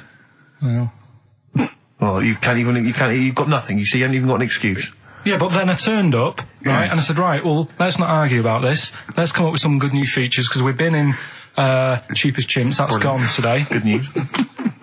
He never liked Cheap as Chimps, Carl, did he? Right, he never liked it. Do you know what? Do you know who's took it further? Donald McIntyre. What? He's doing a programme, Cheap as Chimps. No, he's not doing a channel. Well, we'll see. Again, I'll prove you right. Again, he's not doing a programme, Cheap as Chimps, is he? He's not. What do you mean? He's doing. I saw a trail on Channel 5, and it was saying, you know, is it 5 or is it about 20 past 5? He's doing this. He's done that. You know, now see him on Channel 5 because he's moved to Channel 5. Right. He's saying first big problem, chimps. You know, they're deer and that. And no, they're not deer. He's getting confused. No, 50 odd grand for a chimp, and it's saying, you know, he'll look into how much you can get gorilla for. What are in the name of God are you talking about? We'll talk about that later. But I don't know. I'm just saying that's another idea. And then so go on. You got off. This is why you never get stuff done, and you're late. You got off the point. You were talking about arriving late. Yeah, I know, but I'm just saying to you now. I turned up late, so I said, right, well, let's not argue. Yeah. I said, let's do some stuff. Yeah. You weren't having any of it. I think at one point you were trying to be sick on my leg. I do remember that. Yeah. Why? Just for fun? Yeah. All right. That's when I started getting annoyed. He was very annoyed last night. No, yeah, okay. Yeah, I can see where that could be annoying, but you just got to think, hey, look, so what? It's, you know. Well. I think you rub each other up the wrong way. Yeah. That's the problem. Well, no more Cheap as Chimps today. Right. Nothing to replace it because we didn't have a chat. Songs of phrase, we're doing that. You can win some stuff. Yeah, we've got the film that we haven't done for the last 2 weeks. The final film, we won't be doing that. Let him down. There's 2 weeks. So you're 2 weeks late on that. Can I just ask, guys, is there going to be some great music? Yeah. Well, what about something from the Only Ones? Yeah. Planet. Brilliant.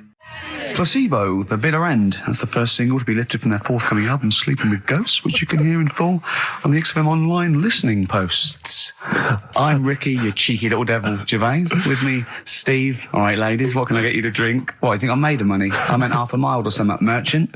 And Carl, oh, I'm stressed. If it's too hard, I don't want to do it. Pilkington. Indeed.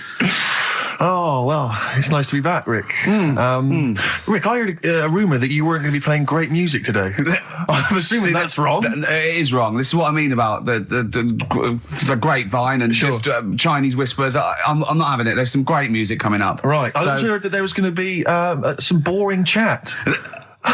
Sorry, it's that. Well, I want names. I mean, I don't want to name and names, addresses. Rick, but that's the gossip I heard. It's totally wrong. I heard it was going to be inane, ill thought out, often stupid. No, Carl's not going to talk so much this week. We're going to try and sort of bring it back to real radio. So that's an absolute lie. Yeah, great. Good. All right, Carl, had a good week. Yeah, not bad. Have you? Going on holiday now, aren't you? Well, I will be doing later. Tell you about that later on. What? There's a hook. Can I just check? Because there are rules in place, aren't there? Yeah. There was a big bust up in the week. I'm only allowed to wind him up. I'm not allowed to wind him up socially now. I'm not allowed to. What am I not allowed to do socially? I think squeezing the head. Socially, has been crossed off. Right, okay, and I agreed to that because it got to a head where Carl was really upset and he was thinking of just giving it all in, weren't you? Yeah. Why was that? Because you were just winding me up too much. Yeah. I mean, do you want to bring it all up again? I don't mind. What was I doing? It was just. I should say now that there was a conversation where we were all sort of really walking on eggshells. It was frosty. It was a conference call, and Carl was on one end. And I'll tell you, I was very much a mediator. I was very much a UN mediator. What is it that? It was difficult to sort of keep it serious when I'm saying stuff like, "I'm sick of you putting a Burger King bag on my head." Do you know what I mean? Yeah. There's a part of me that's like, I can't believe we're doing this. What I like about it is that I'm laughing and going, well, I won't do that anymore. And he's going, you can still do it on air. And like today, I came in, I went to squeeze Zed, he went at 1 o'clock. I love those rules. Yeah. I love those rules. Well, between the hours of 1 and 3 on a Saturday, you can squeeze his head, you can put a Burger King bag on his... I can't wait. It's terrible.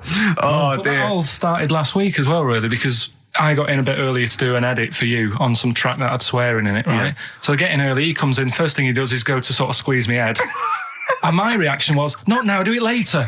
As if it's all right to do it later. Yeah. So that's kind of what made me think this isn't normal. We should just point out, when we say squeezing your head, what exactly does that mean? I put my hand on the front. I do 2 experiments, right? Yeah. One is the side, because you can crush an egg sideways, so I think that's more dangerous. Right. And I actually put my elbows out, and I press like a vice, and I really go for it until it really hurts. And the front one it shouldn't hurt so much, if my experiment's right. I don't know. Well, it was all this that sort of, built up. Sure. And the research that you're doing there, Rick, is that going to be available online at some point? Well, that was the problem. That's what I was saying to him, because it kind of started last week. Well, it's been going on since we've known you. Yeah. Yeah, but I just upped it last week. It got out of hand a bit. I upped it to when I think it got to ahead on Thursday when I filmed it. That was it, yeah. That's right, yeah. I brought in a cameraman to film me torturing him. And there was some people from the 6th floor being shown round. Yeah, some management and that, showing probably clients round. Sort of, they've probably been on all the different floors, same what all the different radio stations do. Fox. This is XFM, the sort of this sort of noise going on. Yeah. You see them all look down and saying, don't do that, right? Sure. They might want to spend a load of money. Yeah. Right? Yeah. And he's doing that, he's wrestling with me, he's filming it. So that's when I just thought, It's mad, isn't it? And then when we were having the argument on the phone, I was saying, has this been some sort of experiment? Yeah. He did. He said that, and of course I lost it. Yeah, but it's all good now. Do you want to squeeze his head before we play the next record? I won't at the moment because we've got to get on. It's not right, and that annoyed me as well because I was trying to find out where he was going. I was filming him. I was going on waiting for Carl. Told Johnny he's meeting a mate at 6, which annoys me on 2 counts. And I'm just doing it to the camera, So I'm gonna follow him and just turn up and go. All right, where you been? But then when I came in, he went, "I'm meeting a mate," and he told me where it was. So I told him that spoils my fun. Of course. Because you'd want to just track him down. I don't want him to like it. Yeah. Which is pulled the rug under my carpet now that he's going to let me do. Do you know what I mean? It's just, it's a little bit annoying. It's that thing though, you see. This happened years ago to me, right? When, you get pally with someone and then you wind each other up and then there comes a time when you just go over the line. Yeah. Right? What happened? Well, it was this lad called Anthony, right? Who was my mate. Yeah. And we used to sort of always have a little fight in the toilet and that. Sure. Right? Punch each other. No, I want to wipe it. And the punches, used to get harder and stuff. And then, so he hit me harder. Turned out into a proper fight. Yeah. I chipped his tooth on the sink. Right? Right. This happened at school, and it was time for assembly, and I thought, and he's in the toilet crying. I thought, go to assembly. There's police in there. in the assembly that day telling people about unnecessary violence. And you thought they were there for you? So I'm like, oh no, Anthony's going to come in a minute, like crying with all blood coming from his mouth. I'm going to get arrested. Yeah. Did you go running and sleep? And that was an example of... Yeah. I mean, it kind of happened because I went out with a girl who he fancied. How old are we now? About 8 or 9. I think that's out of order, going out with a mate's girl. Yeah, but she didn't like him. He had like big ears and that. He had no chance. You're So why such a should I? dick. No, but do you know what I mean? All right, I haven't got the looks like I used to. Sure, when you were 8. But that's before the stress of, having head squoes and that sort of thing. I have aged a lot. Having your head squeezed. I love your own grammar. I know, That's the past tense, is it? Squeeze or to have squeezed. Oh, he did squoze his head. Yeah. Oh, brilliant. So, What about a bit of Bowie? Bowie? Be my wife. Carl, I'm asking you. Let's make I think it we can squeeze that in. Be my wife, Carl. Come on. Well, here we are again, XFM on a Saturday. Just gone 1 o'clock, Steve, if I'm very much mistaken. But we're not here as such. We're away again, gallivanting around. We've got to do the special sort of best of again. Okay. Which we did a few weeks ago. So this is the best of the last 3 weeks. Which I think is the best 3 weeks we've ever had. But I'd like it condensed into 2 hours. Yeah. Yeah. Some great music as well in there. Yeah, there'll be some great music interspersed with fine chat that you've already heard. Yeah. Except this bit. This bit's new. We've actually, out of the kindness of our heart, we've come in last week. Yeah. Yeah. And we've done a few clips just because we felt a bit guilty about shooting off. Yeah. I mean, even now, having heard this link, I'm beginning to wonder if it was worth our time. Yeah. Well, should we play a classic link? Let's play, what, from the last 3 weeks? After this is Feeder. All right, so here's the first bit. Now listen, I'll give this one. This is an easy one. Now just think, right? Think just what it means. They're not that hidden. They're not that cryptic. Just think what this means, okay? Okay. When the Hares addressed a public meeting and claimed that all should have fair shares, the Lions answered, "A good speech, hairy feet, but it lacks claws and teeth such as we have." How would you use that? No. What do you think that means? This is translated from the, I don't know, Greek or something. I don't know. It was Aesop. Where's he from? Greek. Yeah. So shall I do it in my own language? Okay. So what would happen if there's hares and they have a meeting in the jungle with like loads of lions and go, "Hey, hold on, wait a minute. I think we should all be equal and share everything, all right?" And the lions go, "Well, yeah, it's easy for you to say. We've got claws and teeth." Yeah. What does that mean? It's saying like, of course the hares want that because it's better for them. The lions get nothing out of it because they're already king of the jungle. That's right. So it's negotiating from weakness. Anyone can negotiate from strength, but negotiating from weakness is it's be lovely. It's a lovely utopian look at the animal kingdom. But the way you said it is better than the way they worded it. Well, that's because Ricky's very much the modern Aesop. I mean, many people have thought that. That's why he's getting a lot of awards with the TV show. For him, that's a fake. So look, I'll take that home and read ones you like and tell me about the ones you like, ones that click. I don't care if you only come in with like 1 or 2. Go, I'll tell you what, Rick, that's there's one thing that I've learned from that. Because sometimes you can know all these phrases and until something happens, you don't think, everyone's heard, to, I don't know, to err is human, to forgive divine. And then something, might happen, and you go, oh, that's what that means. That's amazing. So, Do you know any, Steve, offhand? What's that? A fable. Well, I would imagine that the most famous one I've always remembered is the lion with the thing in its hoof. Do you remember that? Paw. The lion, yeah, with the spike in its paw, and a smaller animal gets out for it, but it still attacks it anyway. Well, that's life, isn't it? Well, I read one the other day, actually, which was very interesting. It was one that the famous film director Orson Welles said. Oh, yeah. Which he said, apparently there was a bear going across a lake, wading through the lake, and a scorpion said, well, let me go on your back, will you? Come on, just let me go on your back, we'll go across, it'd be brilliant. He goes, well, no, you'll just sting me. You go, don't be stupid, if I sting you, you'll die, and we'll both drown. And he goes, oh, fair enough. Who was doing the stinging? The scorpion. Right, okay. and the bear's wading through the water. Yeah. So the scorpion jumps on the back, and they wade through the water, and halfway across, the scorpion stings the bear. And the bear goes, well, we're both going to die now. He goes, yeah, it's my nature. I thought he was going to say, I can swim. Oh, you're the best. What's the one about... Does that mean anything to you? It's my nature, i.e., that's in my nature. That's the way it is. That's what I do. Yeah, I'm a scorpion. Yeah, one of my favourite ones. These don't mean anything to you, do they? I mean, one thing is you're not impressed by them. They're all right. What about this? What about this one? Don't trust bears. Here's one of my favourites. What? He said, well, why not just say, don't trust bears? The bear's the one that was too trustworthy. Don't trust scorpions. Yeah.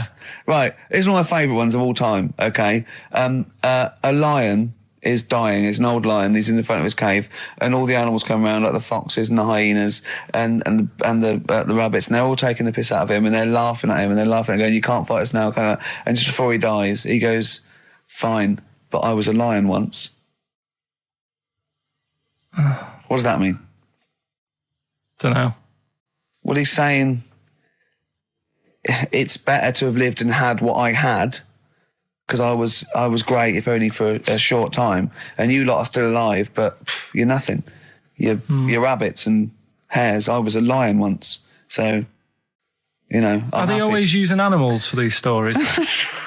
Well, yeah, I could change it to refrigerators and household appliances if it would make it help, but animals, I remember the one about being ill a lot, and you say something about go on. if you keep doing that, if you keep having time off, well, I won't believe you.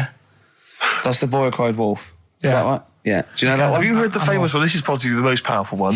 When you're pulling a face, and they say, well, if you Wind keep doing that, the wind changes. I've You'll heard stay that. like that. Because that's scientifically proven. That is. That can happen. That can happen. Should we have hip hop hooray? Yeah. Are you queued up for that? No, but go on, you... Carl, sort it out, mate. I was going to... No, come on, this is what I asked you to play, mate. If you've not, you're getting too big for your boots now with your showbiz lifestyle. You're not paying attention, are you? You're not playing the record if we want you to play it. Heat magazine's favourite. Yeah. Okay, so, you dropped that. You've CD now. embarrassed That's yourself. clumsy. Oh. You're, with the big I name can't DJs, believe you're not... to him. Oh, fables are great. He's not impressed, is he, Rick? Oh, I am. I mean, once I take this book home tonight and that, have a read, I might change my mind on them next week. You're coming all stressed. I'm not impressed with the ones you've been talking about, I must admit. Okay. Coldplay, The Scientist on XFM 104.9. Right, competition, isn't it? No, it's Educating Ricky Part 2. Oh, is it? Yep. I wasn't even listening. He's doing all the work, I wasn't even listening. Oh, and he spilled some water down that. Right, what's this one again then? Right. What's the teaser headline? Teaser headline is, What's Tomato with You? Brilliant. Yeah? Go on. How excited were you when you came up with that? You couldn't wait to come in and tell us, could you? I think it's a good one because you won't forget it now, will you? I mean, like the worm one. What's so special about the worm? A lot of people think that if you cut a worm in half, 2 worms will grow, but no. What happens is if you cut the head end slightly nearer the tail than the tail will die, but the worm with the head will be okay. So, it's exploded a myth. And taught me something. Right, so the second one, part 2 of Educating Ricky. What's Tomato with You? Yeah. What this one's about is, ages ago... It's scientific. There's never a date. There's never a country, a location. Okay, settle down, children. This is A-level history. Right. Once upon a time. Yeah. When a mental place with swords was a king. Forget his name, but he was a loony. And it was literally ages ago. Yeah. So, good luck in the exam. Yeah. Right. So, all right, many years ago. Oh, yeah. Cleared that up. Go on. They thought tomatoes were poisonous. Right? Okay. Because what hold on, are they going to be proved wrong at the end of this story? Well, because I don't want to give away the ending, but is it something to do with the... Are they poisonous tomatoes? No. Oh, you're having a laugh. I don't believe it. Go on. They could have been eating tomatoes all this time. Oh, Steve, what's tomato with you anyway? Okay, so hang on a minute. Let's just recap quickly. Many years ago, when people thought tomatoes were poisonous. Yeah. Go on, Well, they didn't know they were poisonous then because they were still eating them. But what was happening? Well, they're not. But they're not poisonous. But hang on a minute. All right, and it's not. I'm just going to listen. I'm not even going to talk. Okay, I'm not going to tackle it. So, if you remember, years ago, they didn't have, like, pottery plates. They had lead plates, right? What are you talking? Just let him talk. Sorry, what year is this? Let him talk. Come on. Plates made out of lead, and what they'd end up doing, they'd say, right, do you want a tomato? And they'd go, yeah, all right. And they'd put the tomato on the lead plate and cut it.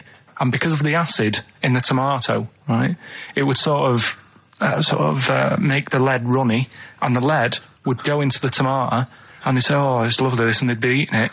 They'd get food poisoning, lead poisoning, what have you, and they'd be really ill. So they thought tomatoes were poisonous, so they didn't eat them for many years. And when you say they, do you mean the people of Narnia? Yeah, this didn't happen. Where was this happening? Sort of in Britain and that. You put him on the spot there. Oh, I hope there's no uppity pupils at this school when they go, what do you mean, sir? Oh, if you're gonna... Oh, I'm fed up with you. Do you understand? No. So the... No, you've got... No, right, okay, first of all, Carl, where'd you get this information from? Where 14 did I get times that? as well? Do you know... You can't remember. I don't know where I got that from. I don't know where I got it from. But why don't you think that makes sense? But what? Someone once got lead poisoning from a tomato? Not just one, loads, and then all of a sudden... No. Why is this educating me? Because I'm telling you that tomatoes... I can't take anything away from this. Yeah. I don't know what to take away from this. What have I learned? What have I learned? Don't mix lead with tomatoes. Why is this educational in any shape or form? What are you telling me? A long time ago in the land of Glunk, right, where the ninnies did slib, right, they thought tomatoes were poisonous because they ate plates of lead. What are you talking about? Yeah, but we all know tomatoes aren't poisonous. Is that what we're taking from the story? Is that the moral of the story? Don't believe these people that I'd never heard of before. What are you talking about, Carl? I think it's a bit weird. It's a bit weird, yeah. It's the same people that were spreading those malicious worm rumours. My hangover's coming back. I've got to get some water. Play a record that was rubbish. There's that one that a bloke, right, was going to get a phone call at 4:00 to find out if his business was, okay, right? And if he didn't get the phone call, he knew he was broke, destitute. So dead on 4:00, the phone didn't ring, so he went up to the roof, his office, and he jumped off to commit suicide. And as he was passing his window, the phone was ringing. Oh, no. Carl, it didn't happen. Didn't happen. Think it through. Who told that story? Who told that story? As he hit the pavement at 120 miles an hour. He's the only person who could have known that series of incidents. Also, why didn't he wait? As his life's at stake, why didn't he wait till 5:00? I said I'm going to give it 5 minutes just in case. In case the lines are busy. Yeah. And what sort of bloke goes, I'll call you at 4, okay, if your business... Well, call me anyway. No. If I don't call exactly 4, then, you commit suicide. Commit suicide. I would, because if I don't call at 4, that's the end of it. Well, call me anyway. No, that's not the way I work. Why can't you just call me and tell me the other way? Well, I'm telling you how I do it. If you're bust, I don't call. Can't you just call to verify in case something goes wrong? What if it's engaged? It won't be engaged. Just commit suicide at 4, please. It didn't happen, Carl. This is the Best Of Show on XFM 104.9. I'm Ricky Gervais, with me, Stephen Merchant. Yes. I hope you're enjoying the Best Of. I know what you're thinking. If this is the best, my Christ, what was the rest like? Well, we'll be back in a week's time, so you can... judge it for yourself live. But anyway, in the meantime, this is one of the best clips I've ever heard. Oh, I'm laughing just thinking about what it might be. XFM 104.9, I'm Ricky Gervais, with me, Steve Merchant, Karl Pilkington. Steve.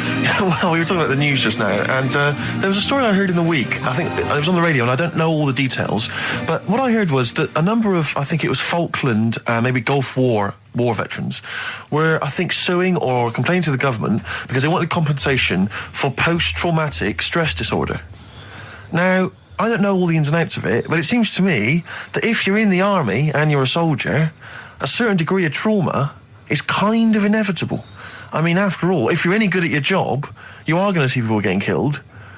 So I don't understand what the ins and outs of it are. I don't know why. No, he came back and Tony Blair met him and go, all right, well, not really, no. Go on, what's the matter? Well, there was people shooting at us and everything. It was all muddy. Well, calm down, don't cry. Well, I will cry. There was a drill sergeant just kept shouting, saying, "Look at you, stupid boy! Where's this gun's not clean?" I just cleaned the gun and it was fine, and now he's telling me to clean it again. Yeah, and the boots, they were shiny. Fine, he was he's got to do that. It's more His distant. neck was as big as his head. Well, yeah, but you don't know what they. I don't know what the ins and outs of it are, but what you got to do is make sure you know what you're going into. That's what I do. You got to check the small print. So if I was, going over to the Falklands or the Gulf, I'd put man and go, will it be horrible? I go, you at the back, yes? Will it be horrible? It will be horrible, yes. It will be horrible. There will be shooting and lots of death and everything. I go, right, I'm not going to go. And I go, Exactly. okay then. Okay. That should be fine, yeah. Should be fine, yeah. Just like that. Is anyone else scared about this? Pretty much all of us. Okay, then we won't send anyone then. Exactly. My brother went into the army, right? Because he couldn't get a normal job. And my dad said, if you don't get a job by such a date, that's it, son, you're going in the army. And so when was the Falklands? Was it about 81? Right. And he joined back in like 81 or something. And he I don't know, he was an older shot or something. Oh yeah. And he wrote back to my mum saying, a bad time to join, bad time in this. So she wrote. What bad time? Join, that's so sweet, Carl, isn't it? That's like, dear Dad, yeah, well done. Don't know if you've noticed. Yeah. I was on the dole, that's for sure. Thank you for joining a month before the Belgrano. Anyway, go on. My mum called up, spoke to the sergeant, and said, "Can you leave him out of this one?" Can you leave him out of this one? What, the Falkland War? He's only just joined, and she called him Chuck, which he got done for. Like, she's one of them, I think it's a northern thing, like saying, "How are you, Chuck?" Yeah. And she called the sergeant Chuck, and the sergeant said to my brother, "Your mum, she's called up and asked if you can not go," which, of course, we'll see how it goes. But can you tell What her? do you mean? Why did the sergeant even entertain this? Well, Pilkington, come here. Your mum's been giving me a bit of earache. Now listen, tell her I've told you, but can you call her, because she called me Chuck and everything. Can you call her and say you don't mind? Well, not really. Oh, please, because I've promised her say you want to go. No, please, say you want to go. Why was he entertaining this phone call? because he was new to the army, I suppose. Who? No, I mean the your brother. sergeant. I don't know. Maybe they do that. So what happened? He didn't go in the end? So he didn't go, no. You can't do it. that's ludicrous. I love it though. Okay, we went over the top. Pilkington, I've got a note. Yeah. Is this really your mum? Yeah. Okay, no, this seems to be in order.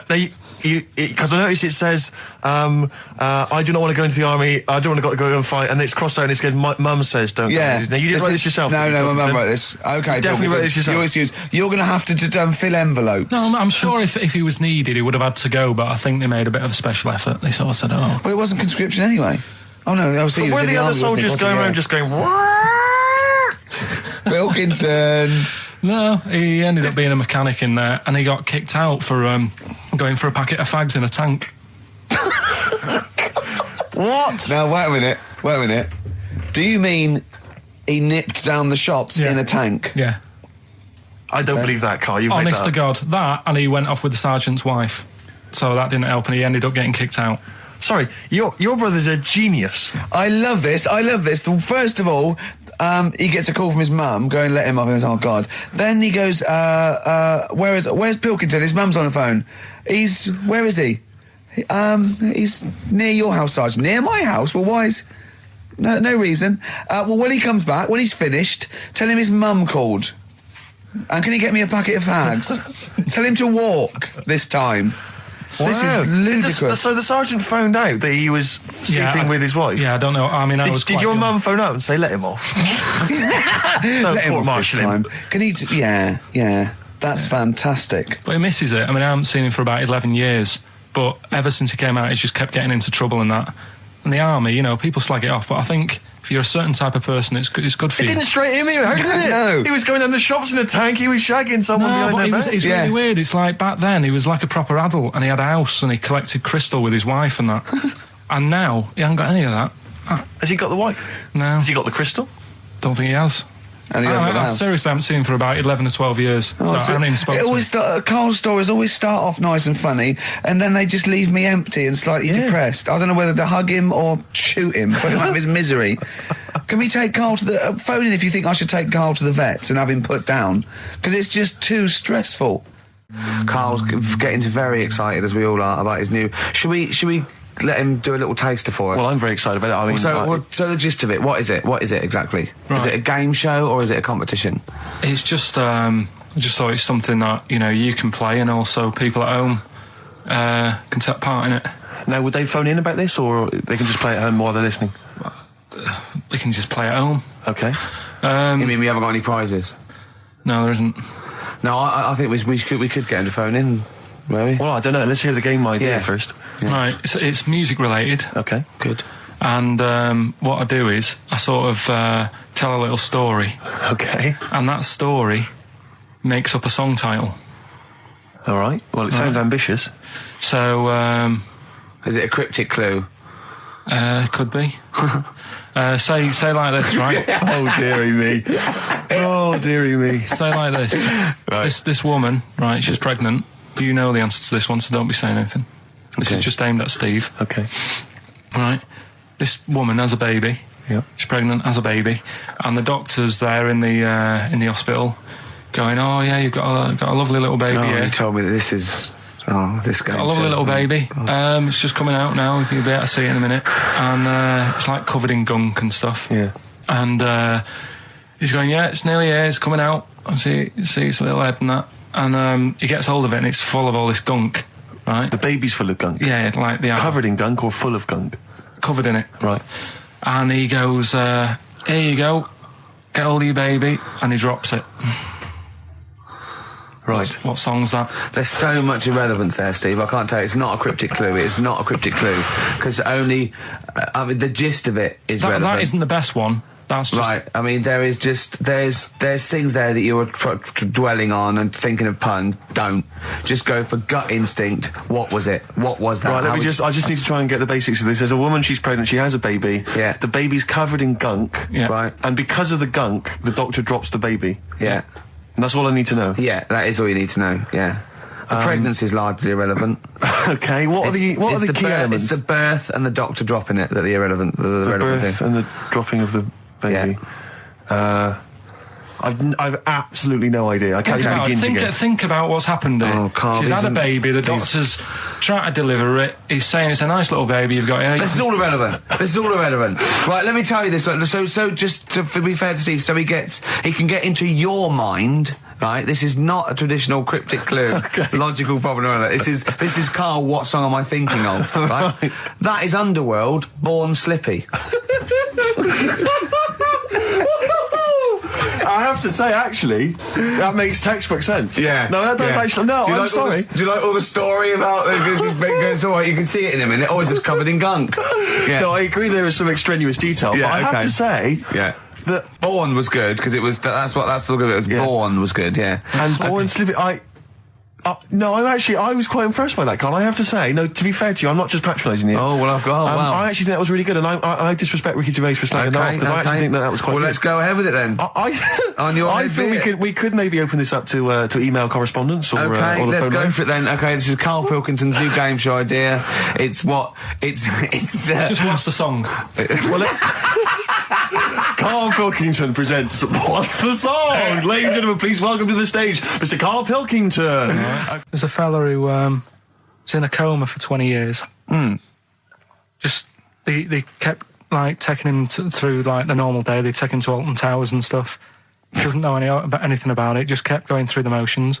Don't know if they kept charging him. Kept putting him through all that. He eventually came out of it. 20 years. And went, stop taking me to Alton Towers, it's shit. I just thought, And imagine how much stop post he making, had. eh? How much post?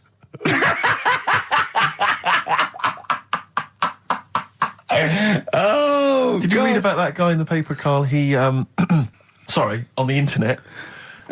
He in about, I think it was about 1984, 85, he had a terrible car accident. But this must be it. He went This into a coma. This must be what he's talking about. Well, they didn't take him to Alton Towers. Of course they didn't. but you've got to try and decipher the truth from the conjecture, from the thing that I mean, don't forget, Karl realises that he's had a dream. He talks to Suzanne and goes, "That was good, wasn't it, last night we were in the plane?" She goes, "No, that's a dream." He goes, "Oh yeah, where's my cornflakes?" You got to, you know what I mean? I can now decipher what he's actually seen, what he's read. Well, go on, what did you... Well, I'm assuming it's the same guy. It is the same guy. It was a guy in some small American town, and he'd had a car crash, and he'd gone into a coma, and his wife had left him. She'd gone on with her life, because he'd been in a coma since then, and he had just woken up recently. Marriage wasn't working. Marriage wasn't working. He just wasn't paying enough attention. She was pregnant at the time, and so now his daughter is basically the same age as he was when he went into the coma. And he's just started coming around. He's just started making jokes. They said, "How do you feel?" He said, "Horny," which I thought was quite witty for a man who'd been in a coma for however many years. But anyway, yeah. So he's slowly trying to rebuild what life he can.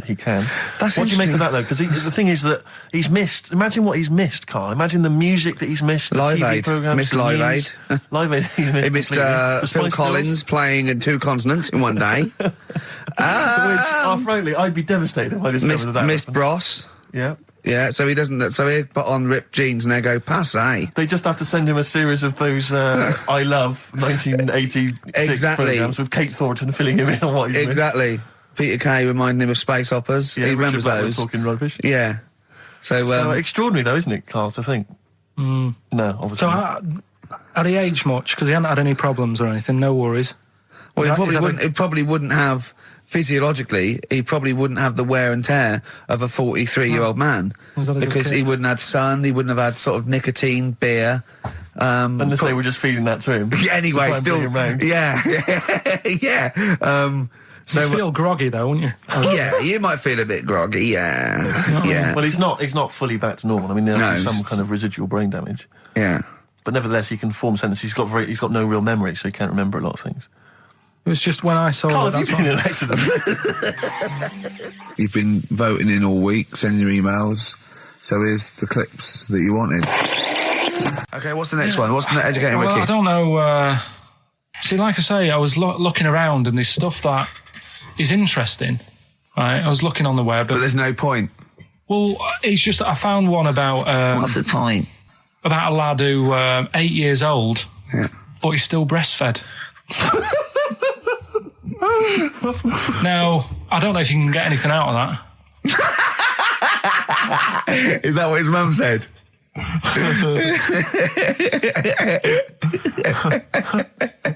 So, what do you mean? I don't know if I can get anything out of that. You don't need to. No, it's just that, you know. Where did you read that? That was on the internet. Oh, well, yeah. You're always unspecific when you mention it. It's just it was on the internet. Well, I'm trying to think what I put in. I think I put in Y to see if I'd confuse a computer. And then, Go! You are... No, honestly. I did a search, put in Y, and it came up with funny things that, like, why is this person doing that? Why is that? And it had a picture of this 8-year-old lad, sort of, you know, on his mum's nipple. And it was saying, you know, is this healthy? You sure that wasn't asking you that question? What?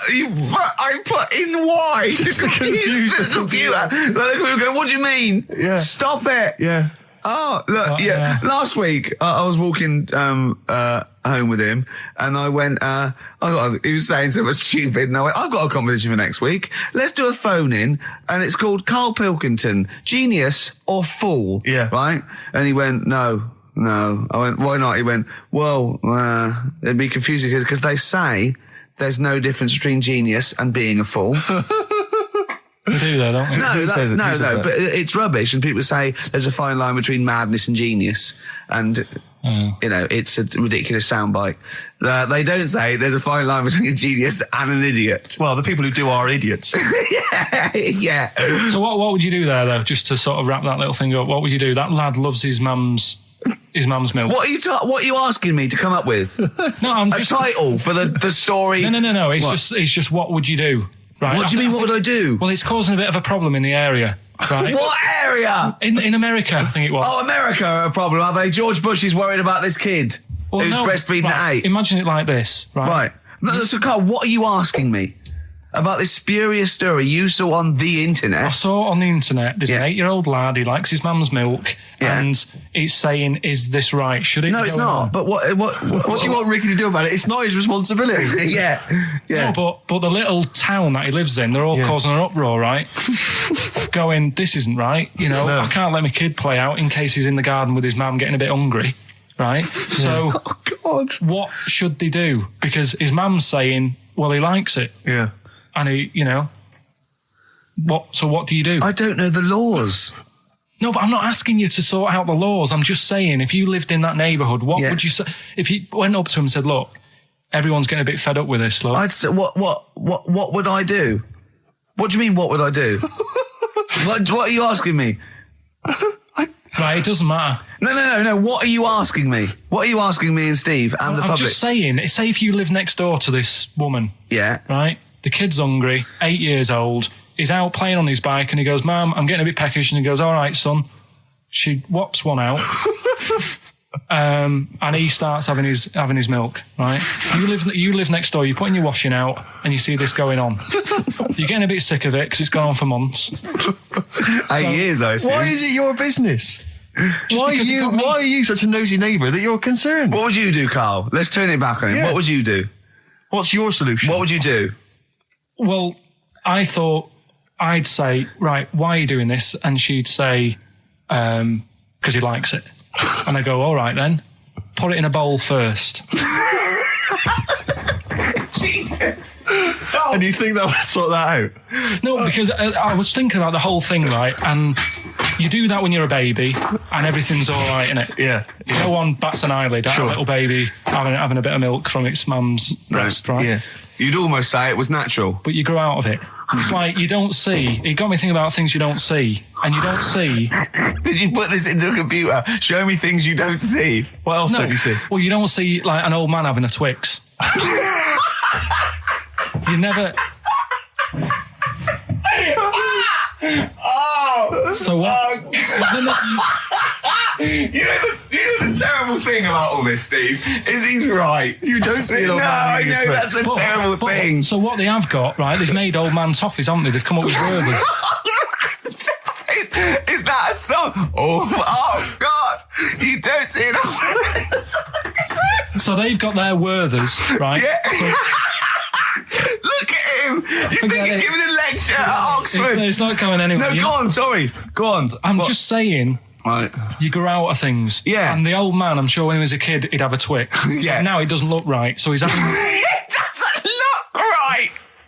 So. Right. I don't think Werther's originals were specially designed for old people. I think they were sweets that just happened to have been made for years. That's why old people eat them.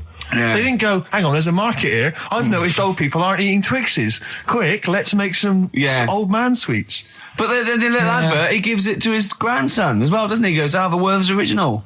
I think it cuts though before he throws it back in his face and goes, get me a Twix. I used to sell mackerel. Did you? Yeah, I had a pet magpie Did you? called Maggie. Oh, pet Inventive. magpie. You mean you captured it and didn't let it go away? Yeah. Can't have a pet But magpie. then it got really vicious. I mean, Well, it was quite like, nasty. let me go. What do you keep it in a rabbit hutch? No, it flew around, but it used to just like come to me all the time. But then it started pecking my head and stuff. That's not a pet magpie. That's a bird in the garden. No, but I could actually, I could hold it and stuff. It wasn't scared of me, and it knew it was me. It used to come down from like the top. It hated you. That's why it wanted to peck you.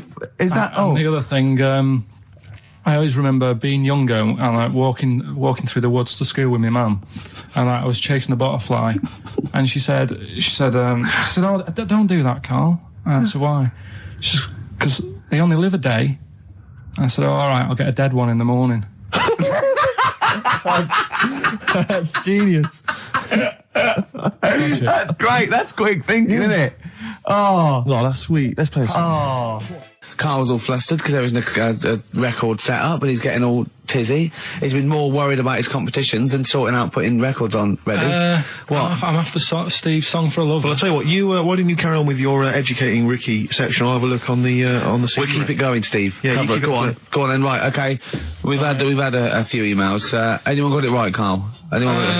Educating Ricky, that's the final one. We've got to get that out of the way. We've got to get Rockbusters as well, though. do that at the end, we can whip. Go on then. But we've only got 5 minutes left. Come on, just do educating Ricky. Right. God. The last one that we haven't done Right. is he's a bit of a nuisance. Go on then. Again, not really that interesting. Thanks. Telling you this one because Come on! Just do it, or do it now! Steve, how we doing? Look, no, never mind that. Look, just tell me what that means. Oh, he's a nuisance. Oh, this is so annoying, Carl. I'm going to go mental. Right, talk. Right, listen, I'm just putting this in here, right? Right, nuisance is a bit of a nuisance. Yeah. Apparently, the old fella who used to hang people. 1800s? Yeah. He used to be able to tell somebody's weight just by looking at them. Right? That's a bit of a bonus fact. We'll be the judge of that. The thing that I wanted to tell you is money for old rope. Do you know what I'm saying? I can't even be bothered. Yes, you're going to tell me now. Come on, Carl. Right, I mean it. Basically, money for old rope came from the... right. What was all that about? He can tell someone's weight. What was that bonus for? fact. And blind blessed shitting himself. What are you... What? Look at you... No, tell me that now. You nearly made me swear then. I'm getting really annoyed. I'm getting really annoyed now.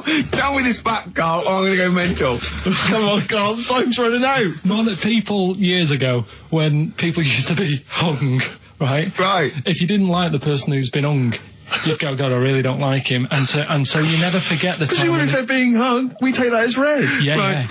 Yeah. So they never forget afterwards to get the hangman to get the rope and to cut it up into little pieces, and he'd sell them. He'd sell the little pieces of rope to people. See, Carl, that's the most interesting thing, if it's true, that you've come up with. Right, okay. And so so they sell the rope? They sell the rope, and it's money for old rope. Money for old rope? Meaning, like, God, it's easy to make money, that all they have to do is cut it up and sell it. I'm cynical. I'm not so convinced. Listen, we're really tight. We haven't even got time for a last track. We've got an ad break and we've got to give out... Okay, give the answers then. This is Right. ridiculous. Alright, This is Carl, the producer of Ricky Gervais and Stephen Merchant on XFM 104.9. We're playing out some of the best bits. Hope you're enjoying it. Here's another one. I've got that feature Educating Ricky, which is a bit of a play on words as well. Right. Do you know the film, Steve? Educating Rita? Yeah. I see what you've done.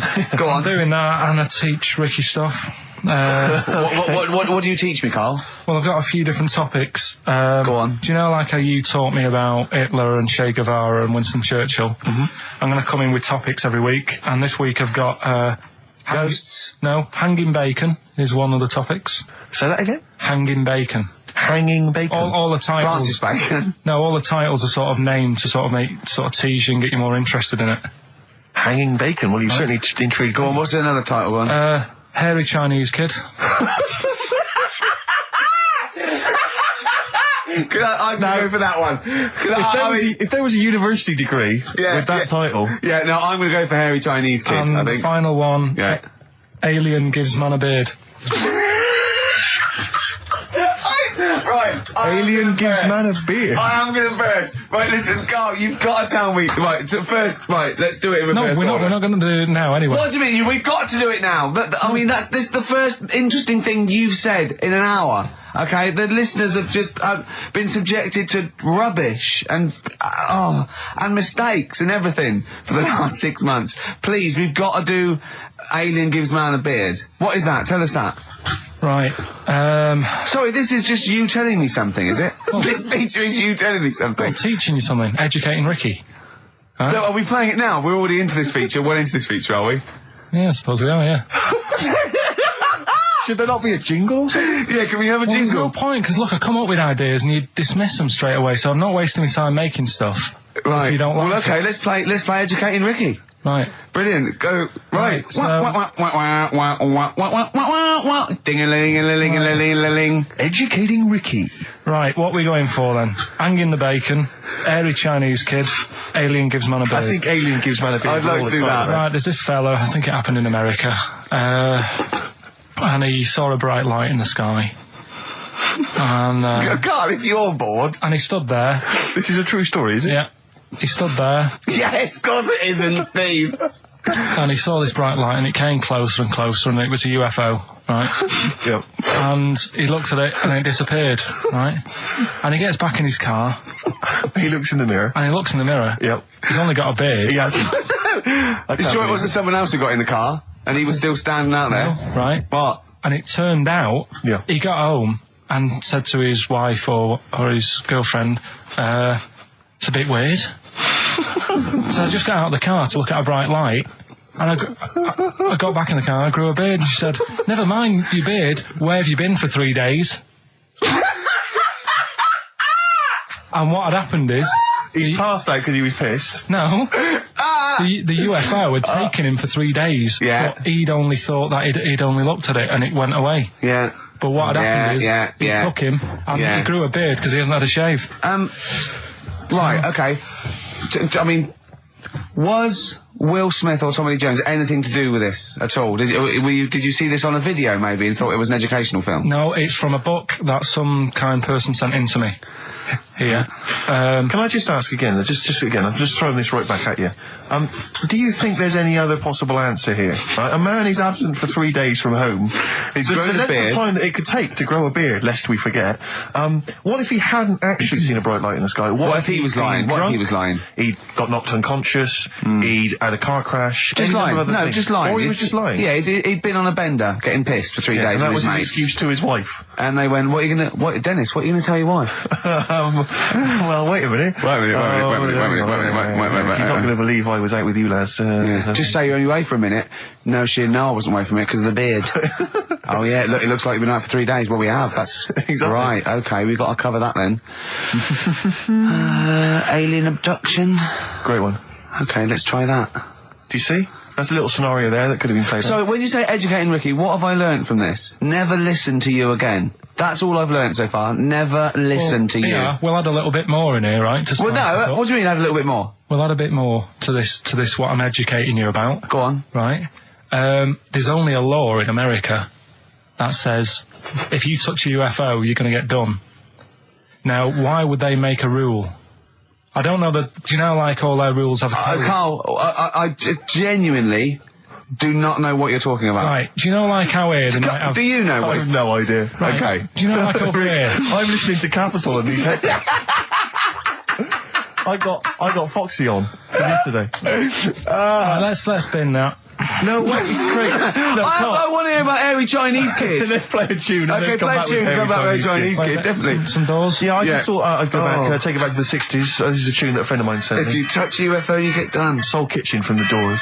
Shambles today, this. We talked about it before. Do you know the little mouse that had an ear on its back? Yeah. Sure. Right. Well, you thought he had a bad time, right? Listen to this one. Mouse walking about with us sort of wearing a monkey's testicle. They're just having a laugh. This is what I mean about a lot of scientists. What are they doing? When's that going to come in handy? I don't know what you mean. Well, they were seeing if, say if a fella loses one, right? Yeah. Hitler or whatever. And they go, well, don't worry about it, we can sort you out. I don't know what the monkey's going to do. I don't know if they keep passing them on or whatever. But the actual monkey testicle was put on the mouse, and it worked. It worked for the mouse. But isn't it... I mean, isn't a monkey's testicle quite large in relation to a mouse? Would it not look like the mouse was on a space hopper or something? Oh, yeah, it didn't look good. Well, Right, they didn't put it where its testicles would be. No, they did. Like, well, how could it walk then? The ear was on his back, so he could just get about. Well, I don't know. But Well, you don't did. know, do you? You just guessed. Did No. they grow the monkey's testicles where the mouse Well, it testicles looked would... stupid anywhere else, though, wouldn't it? Oh, whereas a mouse with monkey testicles, that's fine. You'd be showing off. You'd be all right. I'd prefer that than the ear. When that mouse gets put back in with the other mice, do the other mice go, George, you look different. Have you had anything done? But the weird thing is, as well, apparently it still works as a monkey. What? So, what like are you talking about? Like the sperm and that was it was still sort of monkey. Of course sperm. it was. What are you talking But about? that's weird. But what, Carl? It's only a thing to give it nutrients. That's all the thing they're testing. It's like grafting at that level. Right. What's your question? Because I'm right. What do you think? It would change eventually, it would have changed into a mouse testicle, because it had been hanging round a mouse for so long. No, I thought the actual sperm of it, though, would be a mouse's. Why? Because it's hanging off a mouse. No, but your sperm is actually created in the testicles. So that's why it has to be outside your body. Otherwise, we put them in a nice little cage. But I'm guessing then that they've done this operation so that they can do it to humans. Yeah. Why would I want a monkey testicle if my kids are going to be monkeys? What use is it? No, think. That's no. That's going to happen anyway, Carl. No, yeah, but think. Think of what you're saying. They've grown a monkey testicle on a mouse to see if it would still function as a monkey's testicle, okay? So they can do that to humans. So think, Carl. What they'd do is they'd grow a human testicle on a mouse and it could still be used as a human testicle. So what? To give you a testicle that you've lost. From a mouse? No, from another person who it was kept alive on a mouse. Because it's kept the nutrients alive, as opposed to keeping it in a deep freeze. Maybe bollocks go off after a week. I don't know. Maybe they get accidents. He had a little a card. Do you donate your testicles? Yeah, I'll tell you what. No one needs testicles yet. Let's keep them on a mouse. You have yours ripped off in some sort of bizarre skiing accident. You go, well, you're in a Battersea Dog Town. You pick the ones you want. They can grow them on anything. They can grow them on a Dachshund. Bulldogs are growing them usually, that's where you see a bulldog. Usually that's waiting for an operator. What don't you understand, Carl? Hang on a minute. I thought this was knob news, not testicle time. I don't understand what this testicle time's not for another 10 minutes. Yeah. No, it's all sort of linked and that, though, isn't it? Well, sometimes it's linked to a mouse. But what do you think about, like, I don't know, testing stuff out like that? Is it worth it? Could you not just go straight from... But listen, Carl, I'm getting this information from you. No, if this was on Question Time and someone said there were, Dimbleby and Paxman or whatever said it, I'd think about it as a moral dilemma. You've just said you saw a mouse with a monkey testicle. What do you think of that? I don't think any of it. I don't think anything of it is the answer, Carl, because I can't trust the info. I cannot trust anything that comes out of your mouth. Well, it's true, but it's just all this... It's the same thing, innit? It's the leeches in a blender. It's the fella looking at an electron. Yeah. It's the mouse with an ear on its back. Yeah. I don't know what the point is. But you don't read on. Because I've seen you read something and you're going, look at that. Man survives on eating knee. And I go, what else? You go, yeah, I didn't read on. You look at the mouse with the ear on the back and you just think, that must be murder at a concert. You don't think. You don't think. No, I just think, is it worth sort of wasting You think he swallowed someone's ear? He gnawed it away and swallowed it, and it's just in his system? Yeah. No, I just get a bit sad about the mice and that. I agree. I mean, that is sad, yeah. Of course, anything like that. Travis on XFM 104.9 on Ricky Gervais with me, Steve Merchant and Karl Pilkington. We're doing Educating Ricky. Right, final one. Come on, Karl. Right, what was it? It was, why don't they just get a diary or some paper or something to write on? Yeah. Yeah. Because snappy. I couldn't think of a heading for it. It's basically Go on. people who have tattoos. I've never understood it. Right. That they have something put on their arm. Right. Sorry. Have we started the educate? Is this part of it? Are you educating me? This is something that will be useful in my life that I didn't know about. Yeah. Go on then. No, it's just that they've got a machine out, right, that does tattoos. You come up with a design you want, and you this machine scans it, and you put your arm in this thing, and you press print or whatever, and then it does the tattoo on your hand or on your arm. Like loads of little needles that follow a pattern? Yeah, the computer, basically, yeah. Is it a real tattoo? It's a proper proper one. The fella said... well, as long as it goes out, it pierces the skin with a... I just wondered if it's one of those kind of, those kind of... No, it must be lots of little needles or a moving needle that can go Sorry, along but it. how is this cleaned, like, in between each person? Dunno, probably... I don't know. Well, no, as long as it's only that... If it's one needle, it's just the head, isn't it? If it's one needle that moves, does it like loads of little... What are we gaining from a machine doing it? Just because they're not going to sort of mess it up. But hold on, how do you keep your arm still? Because your skin moves slightly. So the machine it's won't... sort of strapped to your arm. Right, and so the it fella, spreads... the fella said that the tricky thing was in all this it was the fact that, you know, nobody would let him test it out on anyone else, so he had to do it himself.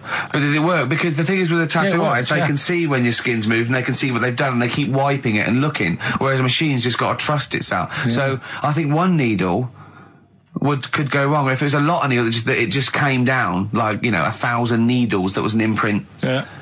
But obviously I'm asking someone who hasn't delved any further than there's a machine that can give you a tattoo. That's all you've got at the moment, isn't it? Well, yeah, basically. That's all you've got? I mean, that's what I've got, because I'm not a fan of tattoos. I don't... But where did you read this again? This was... Internet?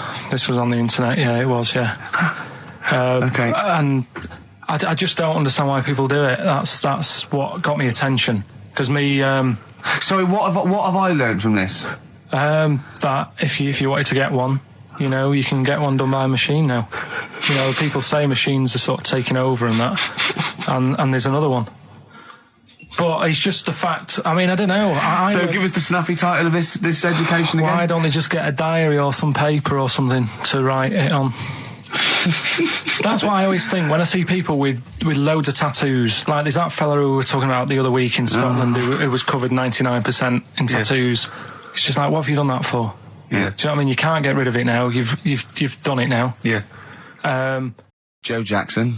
Is she really going out with him on XFM? Right. It's the time that most people, I imagine, have been waiting for. Monkey news. Play the jingle. Okay. Oh, chimpanzee that monkey news. Right. Come on. Come on. Should be ready, Carl. That's amazing, isn't it? It's like Nicholas Witchell. The bomb. No, that's not the first. Come on! No, it's always difficult, isn't it, to sort of find something that's good each week, right? Last week, we did the chimp. It is for us, yeah. We had the chimps who were running a health spa. Yeah. Right. We've covered the one who nicked a car to go on to Spain. Yep. To sort his future out. All shite. The hairdresser, I think we've done that one, the little monkey hairdresser. This week, we're looking at monkeys, that they're using. Do you know, like monkeys? They know how, like. I've lost the will to live, Steve. Oh, well, I don't want to do it. Right? Well, come on, come on. What are monkeys good at?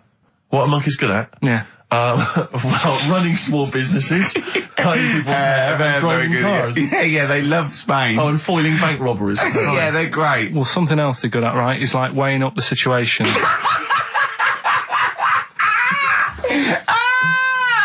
Oh God! If you stick them in like a field with loads of like obstacles on it, right? They're good at sort of, I can get over that, and I climb over that, I'll swing from there to there, that sort of thing, right? Okay. So the people in charge of somewhere, I've thought, somewhere. Come on. I've thought we can use that skill, right? What? And what they've done is they've got a load of little monkeys, right? They've given an IQ test. Yeah.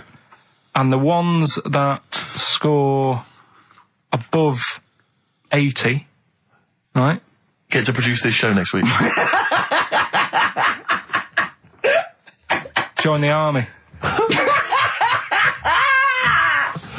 Right. How do they join the army and what do they do? They just, what they do is they set little obstacle courses up for them. They do that. They do a cross-country run. They do, the IQ cross-country test. run? Yeah. Okay. And then once they've done all that, they make them a little uniform, made to measure little uniform. Slightly longer arms, shorter legs than usual, yeah. Yeah.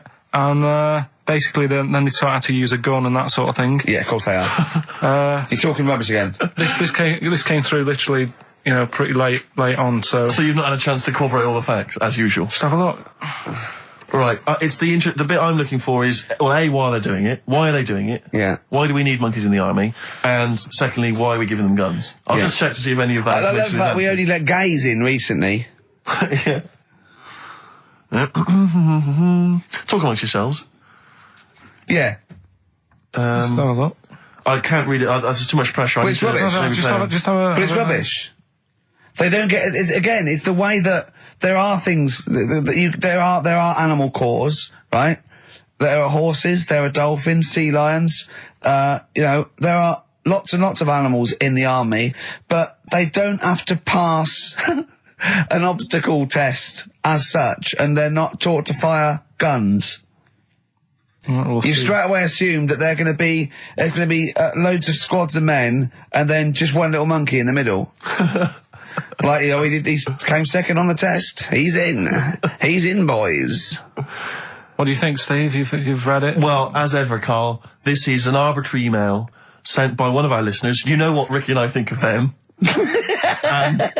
and so we're not really basing this on hard evidence. We're basing it on the ramblings of one of our listeners. Rubbish. Once again, lazy, rubbish, uncorroborated, nonsense. The stupid test that you got wrong. Rick, that sounds like monkey news to me.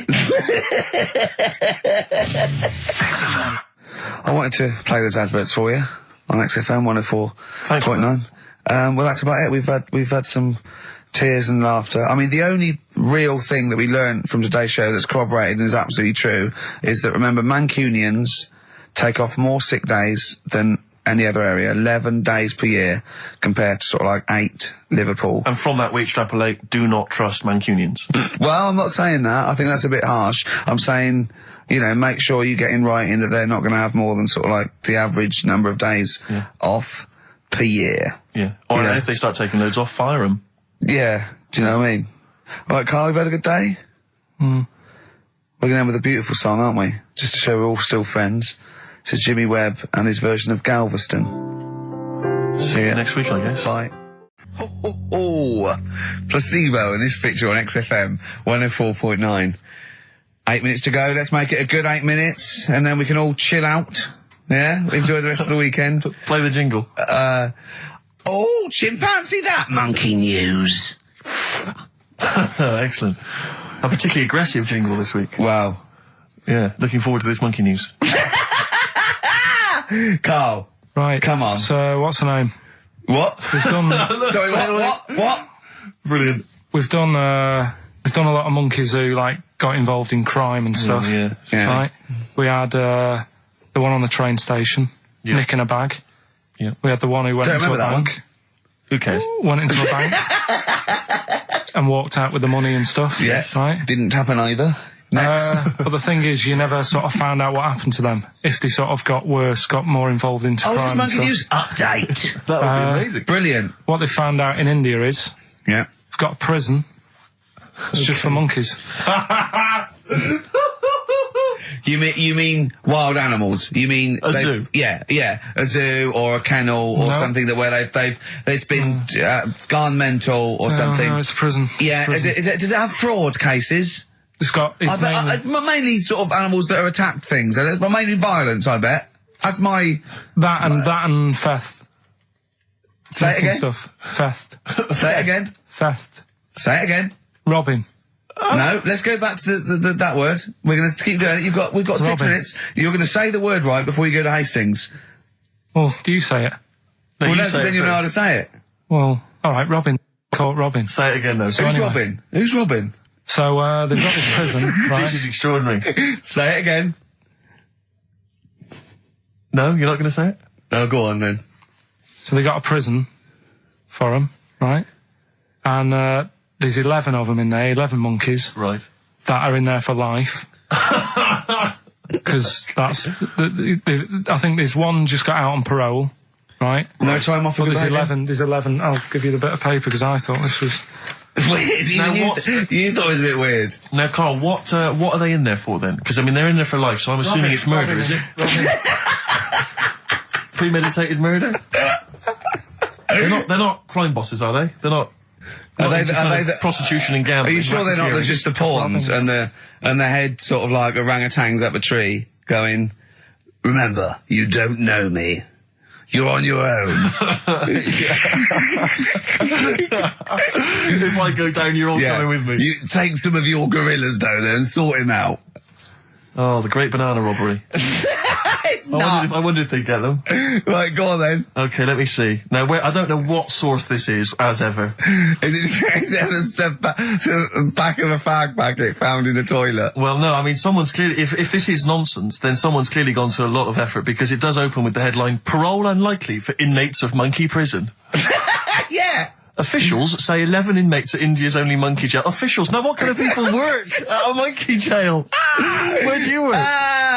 It says officials say 11 inmates at India's only monkey jail are unlikely to ever be released. The prison in Patilia houses monkeys apprehended by game wardens in Punjab state for thieving and attacking people.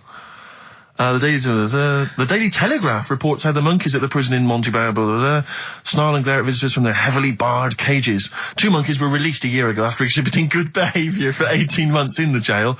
They have remained out of trouble. Prison can work, that's good. So all 11 basically, monkeys. they were aggressive wild animals that were taken away from the public for their own good. Robbing and that. Wildlife officials believe part of the problem has been caused by thieves training monkeys to help them. Lorry drivers training monkeys as guards for vehicles, and itinerant entertainers using ill-treated monkeys as part of their act. It's the monkey that takes the rap. It's a shame, that, isn't it? That is awful. They didn't know what they were doing, did they? Oh, so there you go. What do you think of that, though, Carl? What would if you could visit them, like Lord Longford or something? What would you say to them? You go there and you get a visit a week or something. You know. So can you get us a video? Alright. Do they get conjugal rights? Do you reckon? You wouldn't be interested in that, though, would you? They get what? Would you be happy to give them their conjugal rights? Yeah, would you? Fair enough. Alright. Off to Hastings. Off you See go. you later. I'm always educating. I'm always telling you about stuff that I learn about and that. That you get offhanded over, and it's about a monkey who became king. No. So we've No? Have you got monkey news this week? got a little bit of monkey news coming up. What does he do? Drive to Spain, rob a bank, or get married? No, we're done all them, aren't we? We have done all them. Yeah, This but you one, know no, what- it's a good one, it's a good one. And in fact, it's a bit related to what we've been talking about in a way. God. Isn't that brilliant? Van Dando, All My Life. Beautiful. On XFM 104.9. Well, that's nearly it. It's the big one. It's what people tune in for. They probably tune in about 10 to these days. For Monkey News. With, Karl Pilkington. Can we hear the jingle? Only 4 to go. Oh, chimpanzee, that Monkey News. Right, this one's about it's been emailed into me. Right. I haven't really had time to check it out this week. No, you're joking. Been busy. Ooh, I hope it's not stupid. Goes back to 1908, and the person's saying it's a good story and that, and they're surprised they haven't picked up on it yet. Right. The Olympics, right? In 1908 in London. Apparently, it was meant to happen in Italy, but it was cancelled. Don't know why. Right, and it happened in London. Anyway, 400 metres. Right, it was meant to. There was a fella who was going to do the run, right, and the favourite to win it was this Bulgarian guy, right? It was like a newcomer. Okay, these are a few things it cannot be. 1, he injures himself, so a monkey steps in and wins. 2, he does a drugs test. It turns out that he is a monkey. So if it's either of those, right, I'm gonna go mad. So anyway, the fella, right, this favourite, everyone's putting the money on him, thinking, yeah, he's going to do it. Is he hairy? Is this bloke hairy? So anyway, the race happens, Yeah. and everybody's lined up, ready to run. And, everyone's saying, yeah, he's going to win. Then suddenly, a bit of murmuring going on, people going, oh, what's going on here? He's eating a banana. And there's a fella in the lane next to him, Yeah. right, he's going up, who's that? He doesn't look familiar. Oh, Christ, Carl. Chico? Right, doesn't look familiar. Who's he? Weird. What's going on? What's isn't going it? on? What's going on? Yeah, what is it? Or who is it? I mean, I'm not, what is it? So they go in. So they say, well, he might not be that any good. Do you know what I mean? He might not be good. He might. It's Just a bit short, and Doesn't matter. he's only 3'6", and he's hunched over on his knuckles. So, I didn't realise it was fancy dress. yeah. So But I don't think he's going to be any good. No. So the race Oh, starts. he's put his finger up his arse. That's weird for runners to do that before a race. It's weird, isn't it? Yeah. Race starts. Yeah. The fella that no one recognises wins it. People go, what's gone on here? Yeah, sure. Do you know what I mean? We had our money on the favourite. What's gone on? Who is this guy? Yeah. Anyway, he stood up there, right? He's looking well happy. Yeah. He's lifting the trophy and everything. Right. Long arms. That trophy's higher than... So anyway, He's only 3 foot, but the trophy's 9 foot in the air with those long arms. I'm suspicious. Go on. They had the picture in the paper the next day. Sure. And everyone's going, yeah, he was fast and everything, but quite hairy for a run. Oh, I'll tell you Come what. on, no. come on. Quite It's hairy for a runner, because ridiculous. normally they shave themselves, don't they, to make them faster. And No. that. How did he manage it? It's really hairy and that. So anyway, he wins the stuff, he walks away with a cup. The people who are in charge of the running, or like the Olympic Committee, look further into it. Turns out it was a chimp. Right, keep talking. No, don't keep talking. Why encourage him? Shut up. This is monkey news. If you can't handle the news... It's news from 1909, and I haven't heard about a chimp winning the Olympics. Be quiet. What happened there, then? 400 metres, right? Now, Don't the thing is... talk shit. The annoying Please, thing was, Ricky. it took so long for the Olympic Committee, right, to find out that it was a monkey. It was going going manic. It went into loads of races. It was picking up loads of, like... No, shut up! He right? became a celebrity. It was doing endorsements on TV. Don't talk shit. It said he managed to win the Right. same race 4 years later in Athens because... How did he get to But it's a joke. They're winding you up, Carl. Weird. It's not weird. It's isn't it? right. I do not believe it. Well, that's okay. There's only 3 of them to go then. Right, because we're probably all leaving in 4 weeks' time, and that's the end. I've got to get onto a sort of mainstream radio station because I don't think there's any other sort of tin pot place like this, is there? No. So I'm going to clear up my act a little bit. I've got an album from the Capitol Radio Library, and it's the best punk album in the world ever. So if Captain listening, I'm just going to show that I can do a mainstream. I'm going to play a classic song and I'm going to announce it right and everything. So if you get a job on a decent station, you'll take me with you, will you? we're a pair. Brilliant. So, okay, here we go, right. If anyone's listening, just to show that I can do mainstream radio, okay? Well, that's all. Okay, let me just... Oh, you're getting nervous. You're getting nervous. okay. Come on. Shall I get a monkey and do it? It's alright. Okay. Well, that's about all there is time for today. You've been listening to Ricky Gervais with me, Stephen Merchant. Across the way, K-Man Pilkers. We're going all the way back now, a classic song from the late 1970s, and this is Devo with Mongoloid. Monkey news, I Monkey trust. news is safe, isn't it? That's a monkey news, that goes without I saying. told a bit of monkey news. I did a photo shoot at the zoo this week, and one of the people in Trying to make charge... yourself look good. yeah. They told me that they used to have an orangutan, right? But it escaped. It worked out. It lifted up a drain, got out the drains, and got out up into the zoo. It actually did a Coldix type escape, right? And Carl goes, "What happened?" I said, "Well, they sort of like they surrounded it and sort of got it back in." He went, "That's no good, though." I mean, it's not monkey news unless it steals a car and goes to Spain. Exactly, yeah, or opens a small I mean, that's bistro. real. That actually happened. Yeah. But it's not real unless it, takes a gun, gets mistaken from a president, and, runs the country for 3 years. Monkeys, Pleasant Valley Sunday, brilliant. XFM 104.9, Karl Pilkington. This show is monkey heavy, isn't it? It is monkey heavy. Carl, if you were president, would you sort of make it compulsory to maybe have a little monkey? Everyone has a little monkey of their own. Little chimps out and out, old age pensioners. It's not a bad little, It's funny, because there was, a story the other day, when I was looking for monkey news.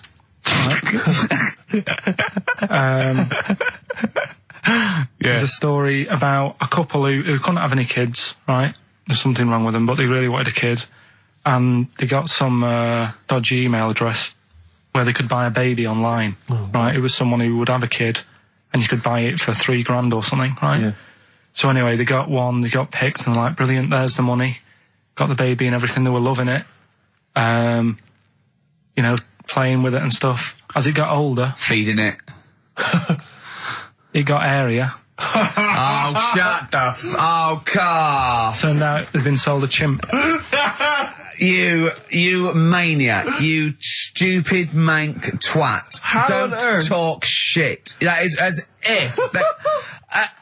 didn't know it. Oh, don't talk. Are you mental? You I love the fact stupid. that didn't make it into monkey news. I know, yeah. It's a bit sad though. We don't like to bring They the bought... feature down. Yeah. But And how anyway. long was this into...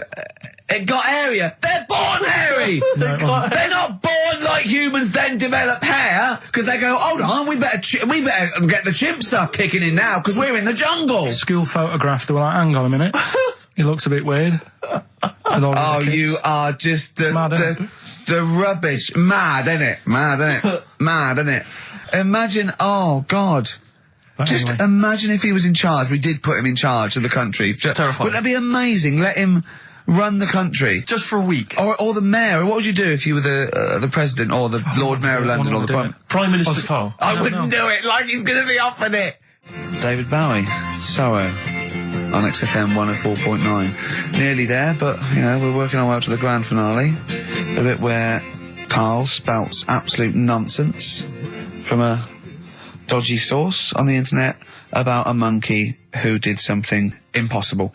Let's cue up the jingle. Hang on. All right. Perfect. Oh, chimpanzee, that monkey news.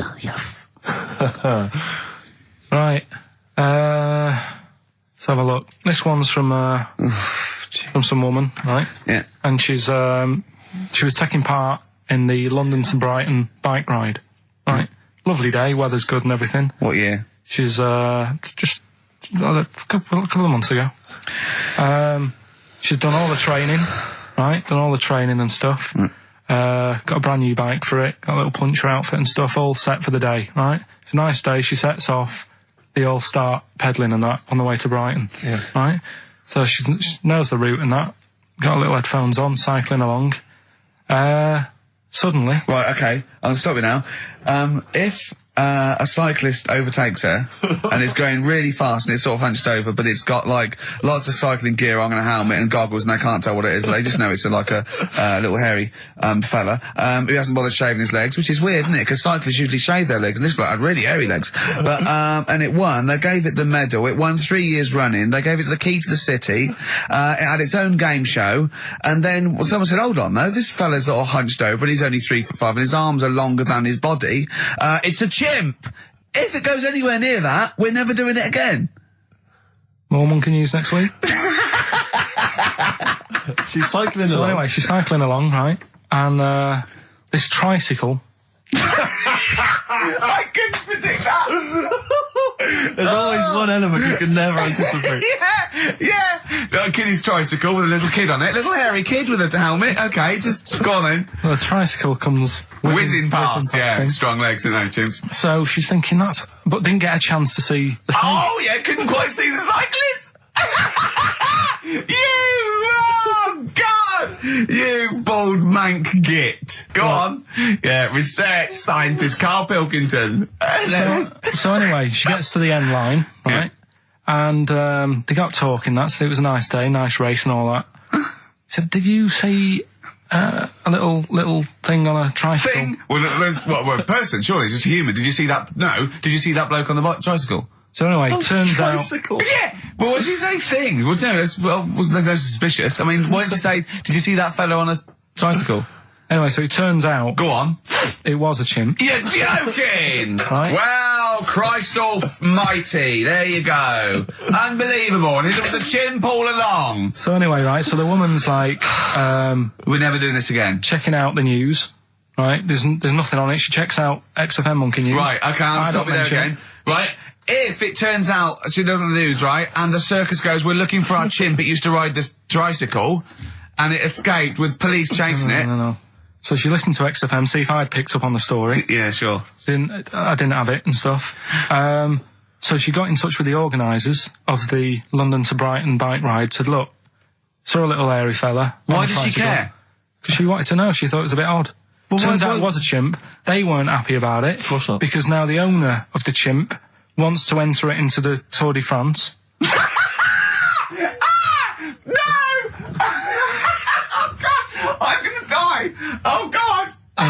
In 2005. Now, a couple of questions. I trust you'll be able to answer these. Oh, God! Steve, help me out. How did it get hold of the tricycle? I don't know. Okay. Okay, no, that's fine. That's not an important point. Like, that's important. How What's the did matter it- with you, Steve? He doesn't know that. How did it know to... well, firstly, how did it know which way to cycle? But more importantly, how did it know there was a major bike ride on that day? Following the crowd, No, Steve. no. What's the matter with you? The owner of it had trained it and stuff. No, he hadn't. It had already done the run beforehand, before the big day. No, it hadn't. Like I say, it wants to do the Tour de France in 2005. No, it doesn't. But there's something about animal rights. If they don't let it enter, they can kick up a bit of a fuss. No! The animal rights is that it's cruel to make a chimp ride a bicycle. Not if it that wants it's to. prejudice that it'll go, is it because I is hairy? You idiot! Right? So... Wow, that is the worst. That is the worst one yet. Absolute twaddle. Absolute rubbish, Karl. Have you got a tricycle? Unbelievable. If we didn't allow a chimp to enter, the Tour de France, what do you think we'd do? Who's going to stop it? Do you know what I mean? Who's going to stop that? I mean, you're asking me if I'd be president, what would I do? Yeah. That wouldn't be high up on the list to sort out. I'd say let the kid have a go. Do you know what I mean? Let him have a go in the race. What harm is it doing? Not a kid though, this is a chimp. Well, do you know what I mean? Can I also just remind you of something else we've learned today? Go on. This is from the listeners. Turns out Chris Moores is a bit of a prick. See you next week. Yeah. Oh, chimpanzee that monkey news. Okay, monkey-related news from Karl Pilkington. Right. Do you know the monkey that went into space? Yeah. Yep. It happened in 1958. Right. Now you know that. Yeah. Yes. What did he do next? What he did the do monkey do next? Yeah. One appearance on Celebrity Squares and it was like forgotten. Right. Yeah, cut a novelty record. Yeah, just like Rick Waller. I'll tell you what happened. He got back and all that. Got that. Heroes welcome. NASA sort of said, you know, you did a good job. And that's where a lot of people think, you know, it all ended. Sure. Yeah. But NASA were like, well, hang on a minute. We He's spent a lot of trained. time. We've trained him up and stuff. So he's like, you know, he's saying, sure, you know, I've learned a lot. I've still got it all. I've kept it all. I know what to do. So they said, right, we'll use you. So he turned into like a bit of a trainer at NASA. We want to send you out on the top of an organ. yeah. Put on this little bellhop outfit. Can you smoke fags? Yeah. I'll have a go. So they were getting in new monkeys. You know, the main man at NASA was saying, can you teach us the sound? He's going, of course I can. Do you know what I mean? I remember it all. I know what's going on. I'll tell them what buttons to press, what to do in emergencies, that sort of thing. It was technically sort of employed by the army. Right, Because that's can I just fit in here? I don't know the story, Carl, and I might embarrass myself here. You've got an army of people out there that will probably send me an equally deranged email from a different website, but I'm pretty sure when they sent the monkey into space, it was to monitor his physiology. He didn't press any buttons or learn to dock or take off. It was just the effects of weightlessness and space on basically a primate. I'm pretty sure he was tied in with electrodes to his head. So, Yeah. well, yeah, I'm pretty sure. Okay, I could be people- proved. But Go on. even if that were the case, and he had learned to press one or two very basic buttons. Definitely not. Definitely But not. even if it were the case, I'm pretty definitely certain they wouldn't have brought him back to train up Neil Armstrong. Right, definitely. Go on. Him Then. going, Neil, what are you going to say when you come out there? Yeah, yeah, well, yeah. I was thinking of just saying, hello, I'm on the moon. Hello, it's made of cheese. Don't say that. Don't What say about? I've noticed that you got little legs, Yeah. right? But mankind stepped forward. Well, how can I put that? I was just going to say, hello, I'm on the moon, it's great to be here, wish you were here. I've got to think so. Hi, better than that. Mum. Yeah, go on. Anyway, basically he got back. They sorted him out with a nice pension. He was happy. Because of, like, the rank that he got, he was like, you know, he had loads of medals and stuff. He said, right, we'll make him a colonel. He got that. Like I say, he got a pension. That was the end. He died in 1969. He was buried with his wife. He passed away. His wife. I'm sure it just goes on to a different website Yeah. about something completely different. And Yeah, it's you're just talking like- about Buzz Aldrin. Yeah. His page is missing. Oh dear. So, Well, Carl, if someone could call in, did they train Leica the dog to sort of like, you know, dock and He never re-entry? made it back, did he, like? we'll They find didn't out. bother. We'll find They out didn't next week. even bother. They didn't bother to bring him They back. just sent him up there, and they didn't have technology to bring him back. And they just went, yeah, that's there. That's brilliant. Well, I can do that. Yeah. Amazing. Really? Yeah. What do you think of that, Carl? Rubbish, isn't it? Sort of brought it down a bit. But But the little monkey made a colonel. Hero. Big hero. What was he in? What craft was he in? Sputnik. just hang on a minute. He was in Jupiter AM. Yeah. Let me see that piece of paper. Let me Yeah, put it I down. can guarantee there's nothing there about his training other than let's hope he's not sick on the control panel when we shoot him up at 400 Gs. Oh dear. That's I love lovely. the fact that you think that this monkey was a high. Do you know what I mean? Do you, when you think of these things that they send a monkey in space, do you think of the Planet of the Apes? Like they're sort of talking, sort of chimps and gorillas, and they're in tunics on horseback with snub-nosed rifles. What do you think of? Just a little monkey getting on with it. He knows his job. He knows what he's got to do. He gets on with it. Look, he's pressed the button. Watch him press the button. This takes me back. Do you remember 1965, I think it was? We're going to use him to train other DJs.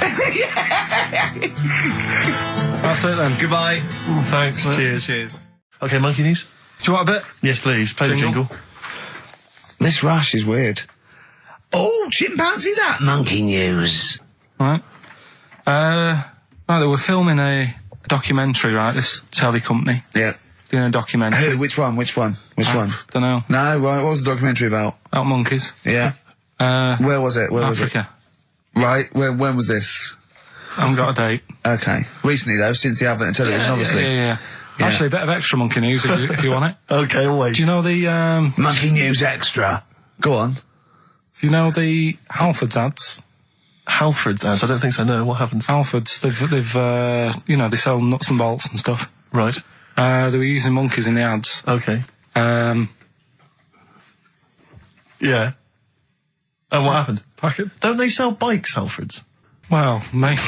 Bicycles and motorbike stuff in that. Okay, so they're using monkeys in the advert. What happened? I can't handle it. What? I can't do this. Look at What? him. Look at him. I don't care what he's doing. Well, basically, right, there was a load of hassle because they were using these monkeys in this Halfords advert. Yes. Right. And what happened? Get to the point. It turned out it wasn't a problem because they were mechanics in the first place. Well, they were monkey mechanics? Yeah. What are you talking about? Mental. What are you talking about? That's not a story. Right, anyway, listen, let's get back onto They were it. mechanics in the first place. Right, listen. Right, so they're making this documentary. Right? And stumble across a little gang of... Come on, just... Get on with it, please. Little gang of monkeys. That's Yeah. the first time I've ever laughed. I'll hear that. I know. Well, brilliant. What do you want, a cake? Come on. Can we play a song? Oh, I don't understand what is wrong with you, you freak. It's making me laugh. Just tell us the story. All right, then. All right. So anyway, right, so there's this documentary being made. They found a little gang of monkeys. Right, play a song. I don't know what's going on here. I apologise. It's just if you were looking forward to monkey. Got to hide your love away. According to the Beatles on XFM 104.9, I'm Ricky Gervais with me, Steve Merchant. Right, Carl, come on. where Monkey were we? News. Where Everyone's were we? composed. A jingle, please. Oh, chimpanzee that Monkey News. Excellent. Okay. Right, where were we? We would just start again. There's some people making a documentary. For what? Okay. Making a documentary in a jungle and that. Right. Stumble across a little gang. Okay, come on. All right. A little gang of monkeys. Yeah. Oh, come on. So the camera crew are there filming it. Yes. Everything's going normal. It's all fine. Nothing odd about it. Okay. They're not running a restaurant, they've not got any barber shops, nothing. No. Just regular monkeys going about their business, yeah. So anyway, what normally happens is the monkeys sleep with a partner. They already do what? They don't sort of sleep around and that. Once they find the girlfriend or the boyfriend or whatever, Yeah. they stick with them, right? Okay. But anyway, they were watching this one, right? And it's going around a bit, sleeping around, Oily. and it was getting fatter. They thought, this is a bit odd, Yeah. right? So followed it round and see it having it away. Turns out, little prostitute.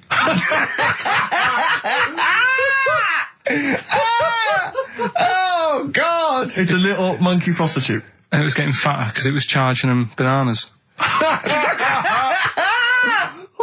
a load of old rubbish. Charging them bananas! What was it, a boy or... It was a... Woman. Little woman monkey.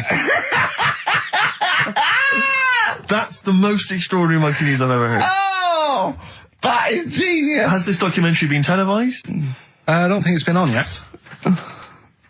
No. And that's all the information you've got? Yeah. And is that's one banana for everything? Now, half a banana is for... Just oral. A poor job. Right. If you want full-blown monkey sex, it is 2.5 bananas. Sure. So, Let's just play a song. let's just play... All right, well, this is our penultimate show, so we're back next week. We're going to make it a barnstormer, I'm sure, lads. I want 100% behind it, 110% next week. All right, none of this giggling, none of this infantile giggling, like Okay. two schoolboys. Right. All right, we're going to come back, we're going to have some quality monkey news next week. We're going to have all kinds of treats, I would have thought. Okay. Some great prizes. All right, are we okay? Yeah, We all best show. behind that? Let's make next week the best show ever. Good luck. If you miss it, then you miss out. We're ending with a track from a couple of years back. I think it was 92, 93. Dinosaur Jr. Start Chopping. Play that. Start playing. Forget start chopping. Start playing. All right. All right. See you next week. Yeah. Anyway, it's what everyone's been waiting for. It's what Karl exists for the last time. It's monkey news. Play the jingle. Oh, chimpanzee that monkey news. Right, are you familiar with 100th monkey?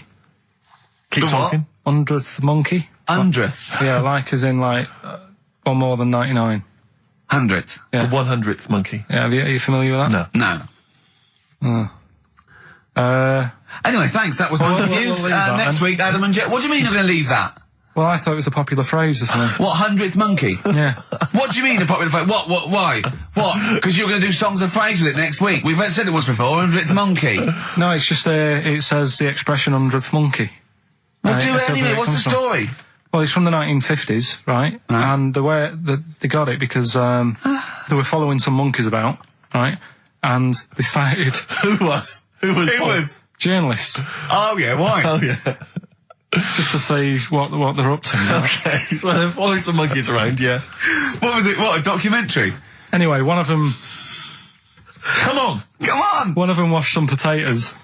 Right, okay. Right, let's leave that, right? Let's leave that one. Come on! A monkey washing potatoes? Can we leave that one? No, you cannot. It's You've the got last to do it monkey now. news. They're following what is it? Sort of like a family. Is it a family of monkeys or it was just one chimp and it was washing a potato and they thought, that's a bit odd, right? Yeah. And Oh, then yeah. It turns out that ended up teaching another monkey how to wash a potato. No, they do it. They go down and wash them in the sea because they like the taste of salt. And The weird thing is, though, when it got to the 100th monkey, right, even though it hadn't been taught how to wash a potato, it automatically knew what to do. What do you mean? What What do you mean? It was in them.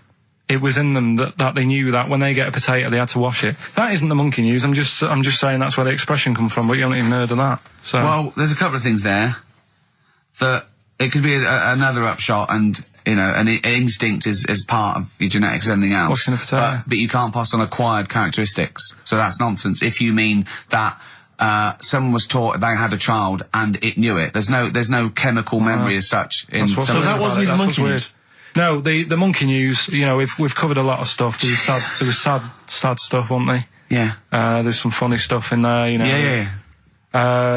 Do monkey news. Playing robbers and that. Football team. A monkey football team? Yeah, in Costa Rica. Oh, yeah. Got all the team members here, right? Right. All the different things. Little goalkeeper. Apparently he's on transfers from some other club. But the bit that got me attention is, apparently he's a holder of PhD of physics. Do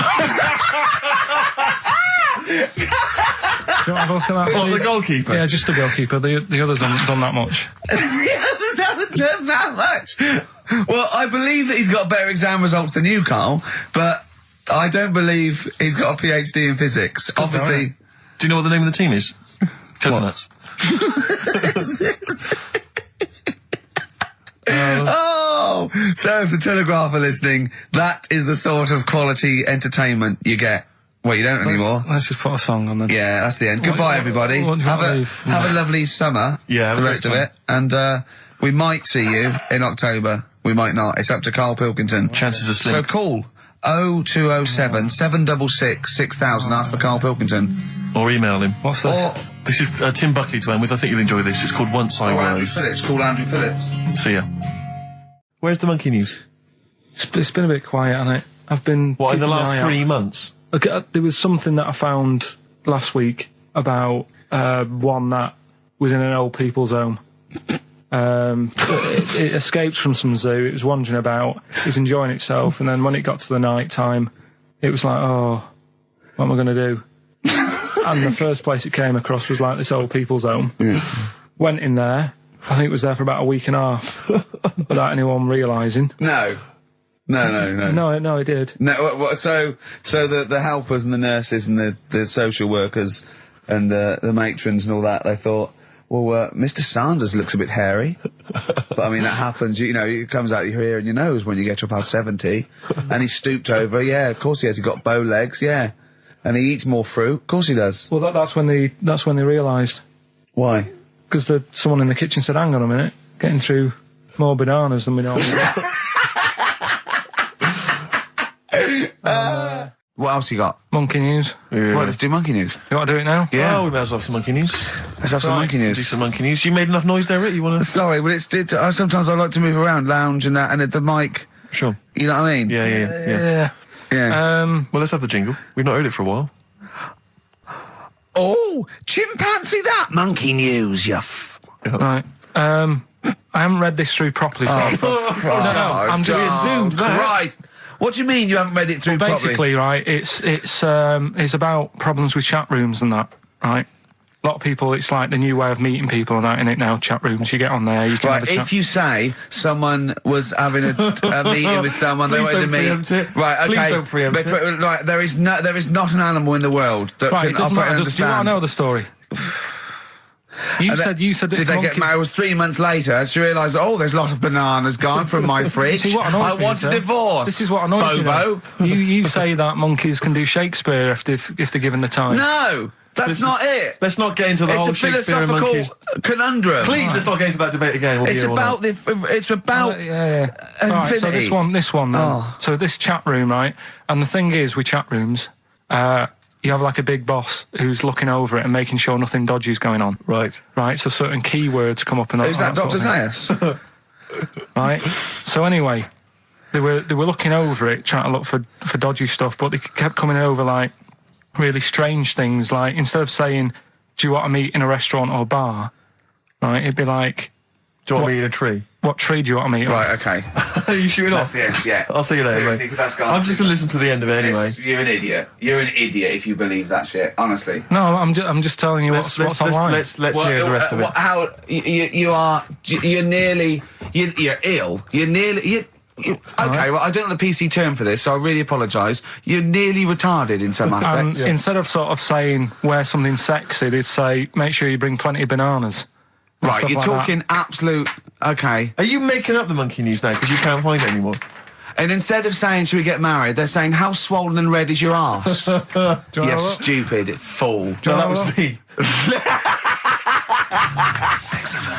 Mark Ronson and Ooh-wee on XFM. Well, what a great show we've had. Informative. It's been fun. Yeah, we've learnt some, haven't we? Yeah. What have we learnt? All sorts of stuff. We've learnt that Carl is an idiot. Yes. That he believes that monkeys can get on That's chat more of a sites. confirmation of It something we really, already yeah. suspected. We always suspected it, but that's I just read a little email from someone who just said that in Northern Ireland there is a town called Muff. Is there? Yeah, it's worth knowing. Yeah. What else we learned? Monkey news. No one's got anything like monkey news on radio, have they? Think of that as a boast. Yeah. No one has got anything like this gout. Yeah. You call that a boil? Look at that and look where it is. Yeah, exactly. Brilliant. But Yeah. that's how proper DJs fill up their time. They don't talk about monkeys and, and all that kind of drivel. Oh, do you think monkeys are drivel, Carl? We'll still be doing a bit of monkey news. It doesn't Yeah, matter yeah, how yeah. much you have a pop at it. It's coming up in a bit. Yeah. Got some good stuff this week. I know it's been a bit dull Yeah. last 2 weeks. Well, no, it's not been dull. It's been totally untrue. As ever. Bordering on the impossible. I mean, monkey dating, saying, what tree are we meeting in? You believe that sort of drivel. So, I mean, oh, God. Jonathan Ross told a story about a chimpanzee once. It was about, but it was about how it escaped from the zoo Yeah. and it jumped on a bus. All right. Okay. Interesting. Funny. I right? did that one. But it's possible. Is there possibility in that Yeah, one but being true? I did that one. I think you said something like he drove the bus or he was conducting it. Or I collecting think you fares. said he took it to Spain. Do you see the difference? It's that little stretch of credibility that means it's all shite. How is Jonathan Ross? All right. Is he? I wondered how long it would take before his name popped up. Have we got monkey news? Have we left monkey news behind?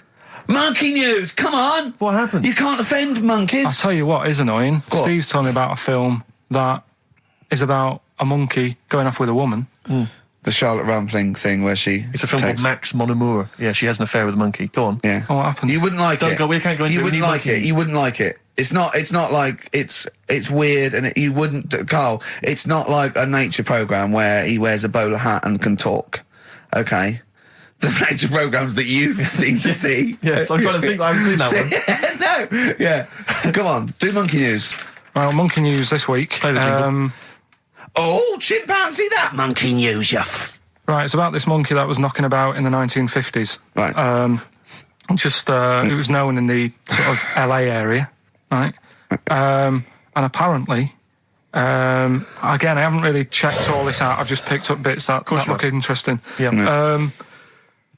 Wore a golden mask and like a cape and a leopard skin belt and stuff, right? So people didn't know he was a monkey. Of course they didn't know, yeah. They thought it was this bloke who's going around and he was helping out crime situations and stuff. Right, you're an idiot. So, this disguise, that you see a 3'6" bloke with arms the length of his body. No, but that's the funny thing, right? They sort of thought, it's a bit odd, he's stocky, yet extremely flexible.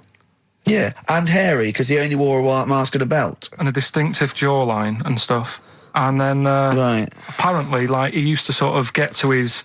Nothing we say gets through, does it? You've decided you can picture this monkey going around solving crimes, and it's... telling you. Let him finish the story. Time's running out. So it sort of get to its crime by, like, swinging from the trees and stuff. Of course it would, yeah. But people just thought it's a normal fella.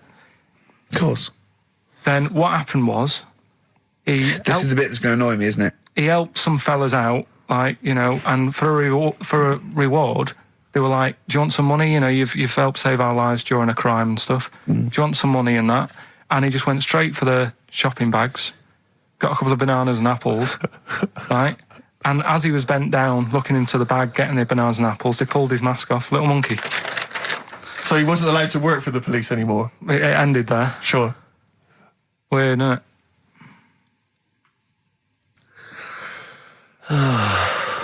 Rick, can I tell you the meaning of One Flew Over the Cuckoo's Nest? Yeah. Can we never speak of monkey news again? Yeah. It comes apparently from an American children's nursery rhyme. 1, 2, 3, 4, 5, 6, 7. All good children go to heaven. Some fly east, some fly west. Some fly over the cuckoo's nest. Brilliant. Now, thanks to Ian for emailing that in. Shall I give someone the prizes? Yeah. Phil Corbett, there you are, that's the first one I've pulled out. He correctly guessed that it was E. It was an E that Karl got in history. The only qualification he's got, and it's an E. Do you know that woman? Judge the monkey news based on that. Go on. That woman who went out with the monkey. What? It's a film. It's a film. It was Charlotte Rampling in the film. I don't know who played the monkey. Did she have any kids? What, with the monkey in the film? Yeah, I'm just thinking if I'm going to get it out and stuff. No. Why? Oh, because that would have been interesting. Well, no, it's just that the problem there is the kids would always look more like the dad. See you next week. Couple of emails. Monkey Matt's emailed us. Who? Monkey Matt. Oh, Matty, yeah, go on. Yeah. He says... How's the Monster? He's all right. He says, Karl has missed a cracking headline from The Sport.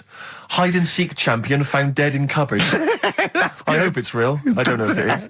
I doubt it. They got rid of monkey news. Was it? Oh, is there no monkey news? No, it's gone on this week. Don't talk... There must be some monkey news.